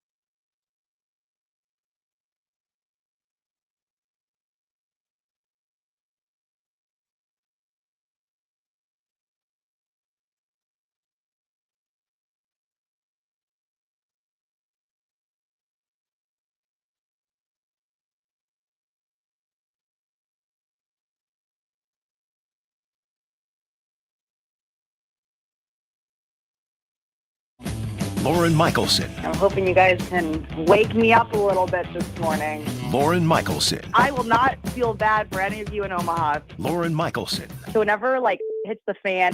Lauren Michelson. KETV Channel 7. No other thing I'd rather be doing at 9:15, 9:20 in the morning than talking to you two. Lauren Michelson on Happer and Schaefer, 1620 The Zone. I am ready to get the heck out of here. Welcome back to Happer and Schaefer. Neither Happer or Schaefer here. Michael Severe filling in for these final couple of segments while Mike Schaefer heads out to the baseball village. So he'll be ready for the show, getting you ready for the first game of the day, of course, down there at the College World Series. Lauren Michelson joining us from KETV 7. Lauren, how are you doing this morning? Michael, I'm well. I don't know what day it is, but I am doing wonderful. How are you? I was just talking about this with Schaefer. All the years I did the College World Series, I always say at this point, you're wishing for whatever's best for you to happen today. What are you wishing for? Just let's get these teams, these loser bracket teams out of here so Thursday won't be a College World Series day, or what are you looking for?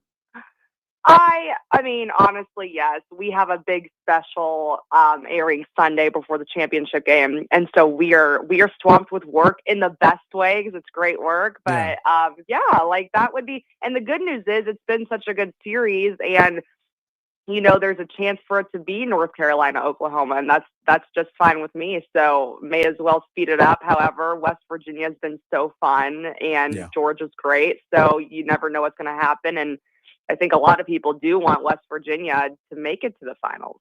Is this your third year covering the College World Series?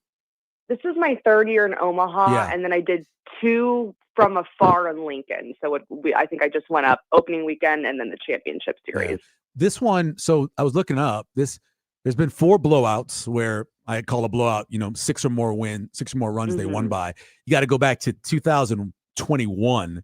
And obviously, we still have games left. We could have 3, we could have 5 or whatever. You said it's been a good series, but it hasn't necessarily been overly competitive games. How's that feel been for you watching these games?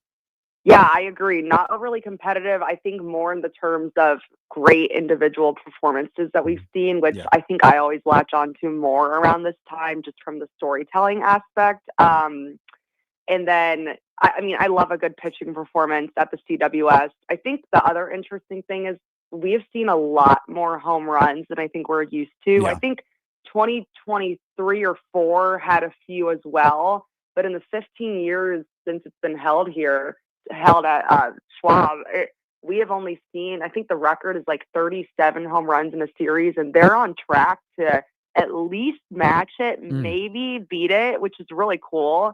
But then you talk about the individual performances, and the 3 ones that stick out to me from the weekend is one, Texas infielder Adrian Rodriguez becoming the 3rd player in CWS history hitting for the cycle. Yep. That's amazing. Georgia's pitcher, their ace, Joey Volchko, he struck out 15 in his first ever career complete game, which was really cool. And then even just as little as West Virginia's Armani Guzman stealing home in the first game of the CWS, and then West Virginia over here hey, we don't want to be known as these guys that like to steal bases. We're so much more than that, which is so funny. But I've been entertained so far, and that's really all you can ask for in college baseball. Lauren Michelson joining us, KETV 7. What do you think's harder to do, or more improbable, having that hitting for the cycle and having it reversed, obviously, through error to hit, or having 4 walks in a game? Didn't the same game have a guy that had 4 walks? Oh, I think it was the same. Yeah.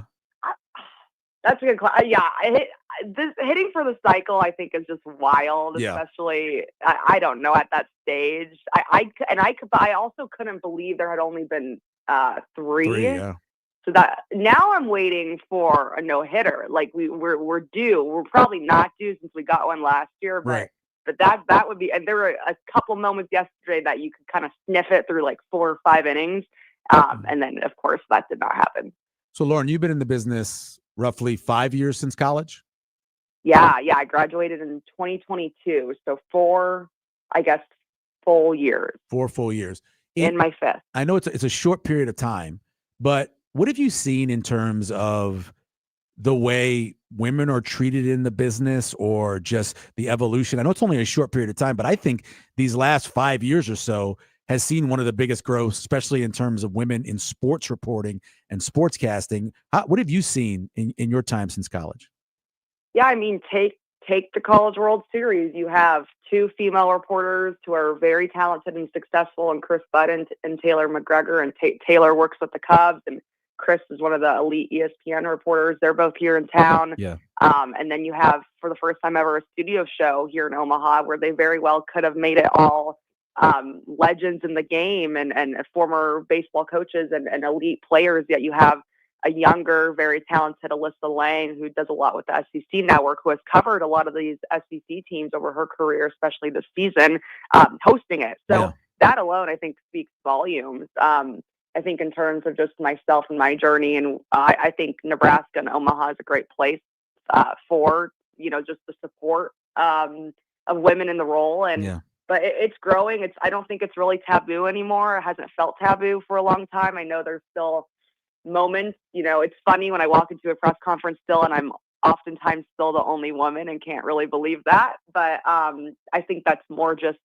the commonality of the business. And I think there's other businesses out there like that where there's not always as many women, and that's just kind of okay. So it's not taboo anymore, which is great. There's a lot of opportunities. You do have to work your butt off, and you need to be the most prepared person in the room at all times, but that should be a given in any career, any age, at any gender. So, but yeah, it's been really cool to see, especially this week, just the 3 women here in Omaha. Yeah. And even locally, I know a lot of times you say you're the only one there, but with Avery and Anna doing some more national stuff, and yourself, and then the young woman at Channel 3, is she still there? She just left. Kelsey, yes. Okay. But and there are more. There may not be any in local TV anymore, but you have Avery and Anna doing the social media, and then some indoor football arena. I think the indoor arena football league stuff, and then you have Amy Just, an excellent writer, Abby Barmore, Husker Online. So there's a lot of us, and it's a great club to be in. That is for sure. Yeah, it definitely came a long way. What are you looking forward the most to this little break that we get? Because once the College World Series is done, I know you guys have that special on Sunday, but really until Husker camp opens up, there is a little bit of a window there for sports folks. What are you looking forward to doing the most? Yeah, it calms down quite a bit, which is crazy to think about. This is kind of a fun part of the year where you can kind of get creative with some stories. So now it's just kind of, I'm going to have a couple in-studio interviews with some athletic directors, some head coaches, an opportunity to do some longer sit-down interviews, which is really exciting. And then at the same time, do some fun stories, just like summer baseball, like for some of these like Corn Belt League. And then you have like some just one-off stories about like there's this mom in the area that teaches yoga and brings in like a whole football team and one of the high school teams to do it with her, and like the power of yoga for these high school athletes, like just like random one-off things that you can't even sniff during the football season. But you meet more people that way, you tell some different stories, and it's a little bit more relaxed, which is pretty cool. What did you want to be when you were younger and grew up? Like, did you always say to yourself you wanted to do this?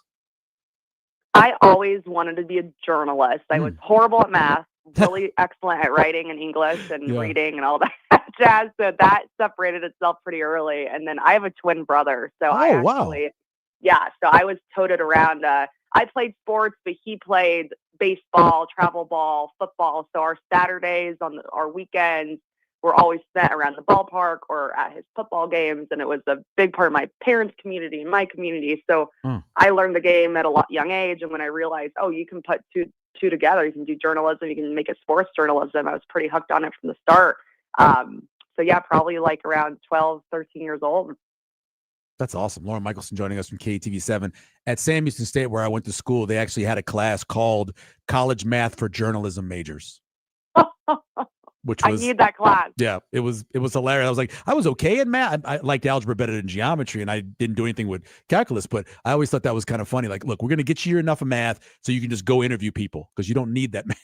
That's what I always thought was kind of funny. Yeah. Oh, that's great. Yeah. I needed that class. Yeah. Tell me a little bit about, what's the special? Can you give us a preview of what you guys are putting together? Yeah, basically the game on Sundays on ABC. So we are starting at 1:00 into, or maybe it's 12:30. See, this is the bad. Don't ask the sports people the details. I We know. don't book the show. Yeah. But it's either at 12:30 or 1. I can look in a second. And it's basically leading into the game on ABC. It's just going to set the field for, obviously we'll have game 1 of the championship series out of the way already. Yeah. Someone could clinch on Sunday, but it's just kind of previewing the series, championship series, recapping the best moments from the week from the CWS, couple exclusive stories. Andy and I are hosting it, and then Noah Sacco, our new sports reporter, will be roaming around doing some reports. So, and then we'll have some like one-off stories in between as well. So it should be a great deal. I hope it doesn't pour rain on us. We're trying to figure out the logistics, of course, of a potential thunderstorm. But other than that, yes, tune in before the game for some complete coverage on KATV. That's awesome. Before I let you go, got to touch some Nebraska football. Is there something particularly that you're looking forward to this season, like maybe where a road game might be, or a particular player, something you're looking forward to from the Huskers this year? I'm just excited. It feels like there's been just a mindset shift, kind of like an identity shift within this team. It's been a little bit of a quieter offseason in terms of, I think, just like what we've seen put out by Nebraska a little bit, which I actually really like. I like that they're kind of keeping things closer to the inside. I'm hoping that speaks volumes for what's going on. But in terms of what I'm excited to see, hopefully a really revamped defensive and offensive line. Yeah. Like I think both hopefully will make some big strides, and I think there's an opportunity to see some growth there. And just also take a look at some of these new position coaches, and then obviously there's a lot of new talent. So honestly, I'm just excited for fall camp to start, to get a little glimpse in at things, because I think there's been a lot of negativity around the program right now because the strength of schedule is so difficult, and there's that big question: will they even get to a bowl game? Can that be attainable this season? But I think when you kind of break it down, there's still things to look forward to this year, and I don't think, as much as they are still in a rebuild, the way that they're treating things, and I think even as simple as seeing Anthony Calandria play, like there's things to look forward to that people need to remember. No doubt about that. Lauren, we appreciate it. Have a great rest of the day. Thanks, Michael. Good talking with you. All right, talking to you, Lauren Michelson, KETV 7. I've worked 5 different TV markets, and there was always usually like one token woman back in the day, right? And then you started seeing it to where there was a few more. You can argue, and I don't, obviously this is where I work. I don't go a lot of places now in terms of watching the news, but you can argue our crew of females are, Amy Just is an award-winning. Yeah. I mean, she wins every time there's an award up for somebody writing long form or a column or something. She wins something, and not just in the Midwest region, across the country. She's that good. Lauren was up for the Steve Pivor Award this year through the Omaha Sports Commission. So was Avery. Same thing. She was up for it. It's funny when you look at it. It's weird that it took as long as it did, because I mean, Avery was a great soccer player, right? Yeah, she was great. And we've had really good softball players and other ones. So just the transition of going from playing the sport to broadcasting or covering the sport, not a huge one, but there was always this glass ceiling. And I think here in Omaha, we've done a really good job. And there's been a lot of young women who've come through here that have stayed here for a couple of years and went on to bigger jobs, and have done very well. And so you have to give that up to the news directors and the hiring managers here for TV. What we haven't seen really is a woman on the radio. We really haven't seen having a show. We've been around now, was it 25 years, 26 years, right? 26 years doing that. 1620s had The Zone, and there's never been a permanent female host, which I guess down the road, maybe there will be. Maybe they're not interested in it. Maybe they're like, I don't want to do that. I want to do 20 hours a week of talking about whatever in random times of the year. But we haven't seen that yet. And I think that's probably the next hurdle for something like that. We've had female producers, Stacy, obviously, who's now administration. She's an executive. So, but not in these seats over here. So it's kind of the next thing. We come back. It's a list season, obviously. Not everywhere is celebrating College World Series and having to talk about with NBA basketball over and the NHL being over. It's a lot of lists out there. There is one particular list that you're going to see a lot of these guys come the fall because they all play against Nebraska. We'll tell you about that when we come back. Connor's out. He'll be doing the College World Series tonight. Mike Schaefer on his way out to Baseball Village. Michael Severe sitting in for both of them here on 1620 The Zone.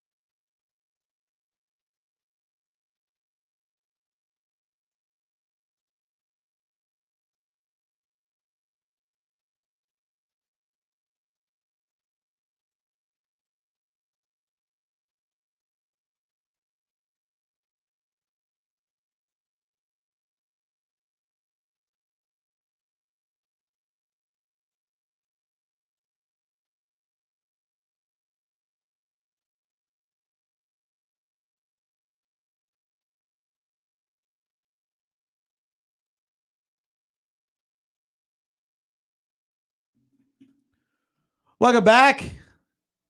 Connor, Happer, and Mike Schaefer are not here the last few minutes of the show. Michael Severe sitting in for them. And then we'll find out what happens tomorrow, depending on who wins. Depends who on what loses. happens. Yep. If it is, if there's 2 games tomorrow, I'm back here tomorrow morning with Mike Schaefer. If there's 1 game, I believe it is Schaefer. It's Connor and it's Happer and Schaefer, and then I'm doing the afternoon show with Josh Peterson. And then if there is no game, it's just regular schedule. Yeah, just regular programming from what I was told. Yeah. So you got UNC and West Virginia. That game's at 1:00. Obviously, West Virginia's got to win 2. And then you got Georgia against Oklahoma. Georgia's got to win 2. Georgia was a team that I thought coming in was the best of the bunch. And you look at them yesterday in terms of the pitching. Obviously, they can't not hit the way they did yesterday, but we'll see what happens. What do you think happens? You think there's got 2 games tomorrow? Or 1 game? I think we're going to get a second game between Oklahoma and Georgia tomorrow. I think we're more likely to get 1 game than 2 games. Okay. We'll see what happened with West Virginia, but they're hard to kill, man. West Virginia's hard to kill. They are hard to kill. They demolished Troy yesterday. They put on a clinic on the Trojans. I want to say it was 9-0, and then I checked back about 20 minutes later. I'm like, oh, good. They piled on. I had it on the multi-view several times because I'm paying a lot of attention to the World Cup, what's going on over there. That's just kind of my thing. But I kind of had it. I've dialed up the radio to listen to John and Mike or John and Connor throughout just to see what's been happening lately. Yeah, I enjoy listening to John when he's got Farron on. Not like I don't like Connor, but Farron is got this way about him. Yes, he does. That always seems like he's making fun of John. It's very strange. So I turned on the second game yesterday. Right away when they come back to break, there's already a beach ball on the field. Yeah. And Mike Farron's calling it, and he's like, "Oh, there goes the beach ball." Yeah, he's always I remember. Then John's asking, "Can there be a screening process for beach balls? Can someone just be there?" They sell them. They sell the beach. They want the beach balls. They sell the beach balls. You cannot get mad about the beach balls because they sell the beach balls. So you can't get mad about it. Oh yeah, John. And I've done this before. He hates fun. When you have your boards. Depending on, some people like to have their boards separate where there's 2 of them. Some people like to have back and front, so you have 1 board, right? Yeah. And I'm assuming John must have had his back to front because he accidentally didn't turn it back over and said the name of an Alabama player based off the number. And the way Farron corrected him reminded me so much of the old SNL skit where Jane, you ignorant slut. It was like that. It felt like he's like, John, you ignorant slut. The way he said, because it wasn't like he was being mean. He was just like, dude, what are you doing? Come on. It's just, so I like listening to him. Connor's great. I think I've always told Connor. I regret missing out Happer's little appearance on the Ferris wheel. He was on the Ferris wheel. I watched the other stuff that they had on Twitter. Yeah, I watched it on Twitter, but I didn't get to listen to it. Do you know what inning that took place? I do not. I just know that he's terrified of heights, and I was shocked he was up there. Oh yeah, and then Connor basically said the other day that they went up there because I think it was Texas and Alabama, or no, it was Alabama against someone, and it was a blowout. So Connor was like, "Okay, let's do this." And then Odson was on the Ferris wheel with him, and yeah, he was holding on to the pole on the Ferris wheel. He was scared. So you had Texas beat Bama 14-2. Was that the game? Yeah, that was the game. That makes sense. We've had a few of those. You had 4 total games decided by 6 or more. So yeah, not a shock they'd be trying to find something. There was only 1 game that was decided by a run. That was that first Oklahoma-Georgia game. Exactly. Yep. So like I said, it's list season, right? There's always different lists. And this one is for best wide receivers in college football. And first thing I always do with these lists is look and see how many of these games I'm going to be able to watch these guys play because they're playing Nebraska, right? So that's kind of the way I always do it whenever I look at the list. On this list, for the best wide receivers in college football, we're going to see a bunch of these guys because Jeremiah Smith, of course, is number 1 with Ohio State, which is not a shock that he's number 1. For many people, he's the number 1 player in college football. We'll see. Because there is something about big physical wide receivers and then taking what they have in college and bringing them to the NFL. There is a significant bust rate. Not everybody is going to become Calvin Johnson. No. Matter of fact, more guys aren't. They're going to become something where like, well, they can't get open or they can't separate or something like that, right? Yeah. I'm not saying he's that, but there is the chance when you look at a big wide receiver, a big physical wide receiver, moving to the next level. It doesn't always work out, but we'll see. They won't see Malachi Toney, who was the best freshman last year. He's, of course, plays for Miami. Cam Coleman out of Texas is number 3 on the list, but Nebraska will play against KJ Duff.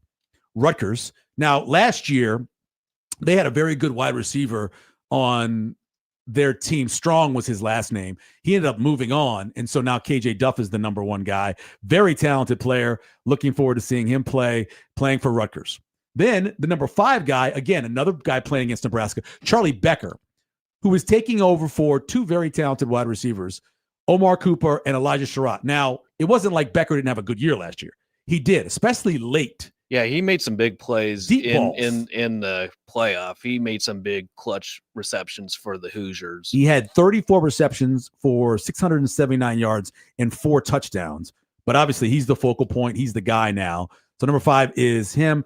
Deuce Robinson, who was, I believe, either the number 1 ranked wide receiver when he came out, but he's from Florida State. He's number 6. Ryan Coleman Williams, that's Ryan Williams, who now has added Coleman to his name, dropped way too many balls last year, the Alabama wide receiver. Every time I'd watch an Alabama game, he would have 2 or 3 drops, and at least one of them seemed to go for an interception because he dropped it. But he's number 7 on the list. More guys for Nebraska. Nick Marsh leaves Michigan State, had 4 catches for, I think, 30-some yards against, as Sip would say, you can fact check me on this, I'm not sure. 4 receptions for, I think, 30-something yards against Nebraska. But the bad quarterback play for Michigan State in that game, nobody really did well. It was a slugfest. Nick Marsh was open, I thought, several times in that game, but the quarterback couldn't get him the ball. But anyway, Nick Marsh goes to Indiana, so Nebraska will see him. And the last guy they'll see, so 5 out of the 10 on this list, Nebraska is going to see up close and personal, is Jacorian Moore from Oregon. This is the speedster. He had 34 catches for under 500 yards and 4 touchdowns, but they run him on a lot of the jet motion. They get the ball to him behind the line of scrimmage a lot because he's just a blazer. So he's one of those guys that when you're doing your game plan, and that was the question we asked when we did the podcast together, Schaefer and I, difference makers on defense, like who are you game planning for? How many players does Nebraska have on their defense or their offense that you are game planning for? Jacorian Moore is a guy that you're game planning for. You're sitting there and thinking to yourself, okay, if he's set up here, what's the likelihood that he's getting the screen? What's the likelihood that he is getting, he's going to go in motion, and what are we going to bring with him? What's the likelihood of him running a wheel route outfit? All that stuff. So that's something they have to worry about. The last guy on the list, number 10, is Cooper Barcade, who is the wide receiver at Miami. Of course, they get Darian Mensah, so he's going to get targets coming from him. Some of the guys who are honorable mention, Mario Craver from A&M, Ryan Wingo out of Texas, who I really like. I think Ryan Wingo could be very good. Tons of speed, learning to be a wide receiver. So he's got to do that first. Eric Singleton and Dallas Wilson from Florida. TJ Moore and Brian Wesco Jr. out of Clemson. Andrew Marsh, Michigan. Evan Stewart and Jeremiah McClennan from more Oregon guys. They got a lot of wide receivers that are talented in Oregon. Mike Matthews from Tennessee. Elijah Satinga is still in college. I remember 4 years ago when he was a freshman and he was playing at, where was he? But he was on my finalist list for the Jet Award. And since then he has gone to Oklahoma and he is still around there. And then Wyatt Young, Oklahoma State, is the final guy. When Nebraska is truly back, as we talk about, when these lists come out, there's got to be a player on every one of them. It's not crazy to think if you're going to make a list of 20 guys that one of your wide receivers wouldn't be on there. Or you're making a list of 25 guys and one of them is your running back. Certainly your quarterback. Yeah. At this level, if you're going to compete in the Big Ten and they list 20, 25 guys, your quarterback's got to be on the list. So that's when we're going to truly know, one, they're going to have guys getting drafted. Two, before the season starts, those lists will include Nebraska players. And then the third part is all conference stuff. Maybe not first team, but they got to be second team, honorable mention, third team, or whatever. Those are the three things that you truly know. I mean, winning games is obviously the given. It's like when people say, the key to football is scoring more points than your opponent. Yeah. Obviously, winning games is, but those other three things, preseason, watch lists, how many guys you have on them, how many guys you think, like, for example, on the Jet Award watch list, Ja'Cory Barney's on there. Ja'Cory Barney was, I think, number one in the Big Ten in amount of punt returns he had. Dropped a little bit off towards the end, but still was right up there in terms of yards. So obviously he goes on the Jet Award list. Is there a running back on a national list? No. Is there a wide receiver? We just did it. No. Is there an offensive line? Like, if you did center, Justin Evans might make the list because of his experience, all the starts he had at guard and all the starts he's had at center so far. Maybe if there's somebody who watched Elijah Pritchett play over the second half of that season and knew what he was coming into Alabama, maybe they mention him. Tight end list, no, even though I think that Luke Lindenmeyer could have a really nice year. Nobody from the defensive line, really. Maybe a guy like Neweri only because he was a 5-star type player. Maybe they mention him just because of potential. Linebacker, maybe Owen Chambliss because of how well he played at San Diego State.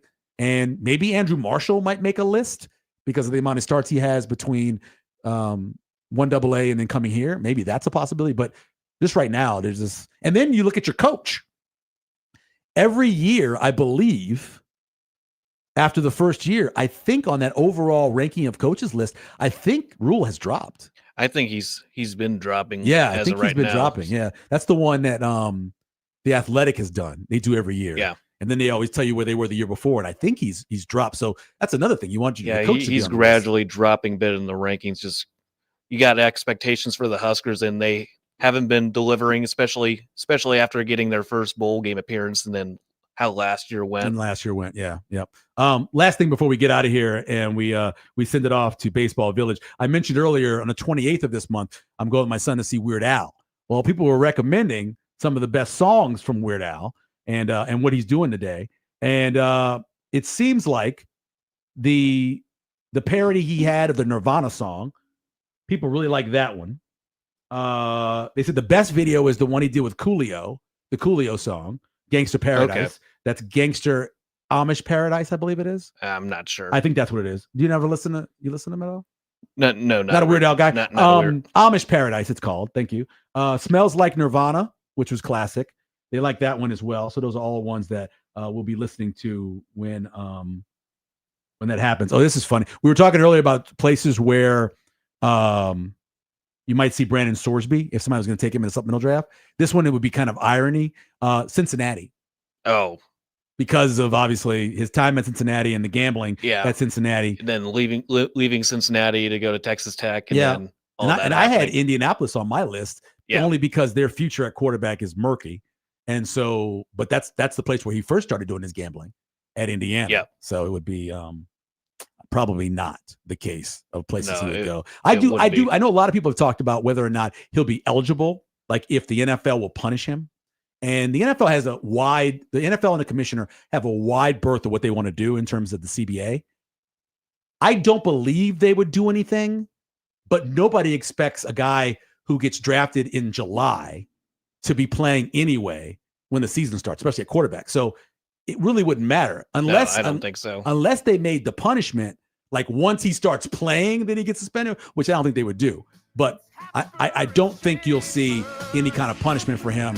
I think that he just moves on. Now, will there be any criminal charges? A lot of the stuff is only 1 or 2 years in terms of when they can hold you responsible for it still because of statute of limitations. So maybe not. Coming up, we're going to have 2 people, one being Mike Schaefer, the other one, I don't know. Tyler will be there. So have fun with that. Enjoy the games. I might see you tomorrow. If not, have a great rest of your week.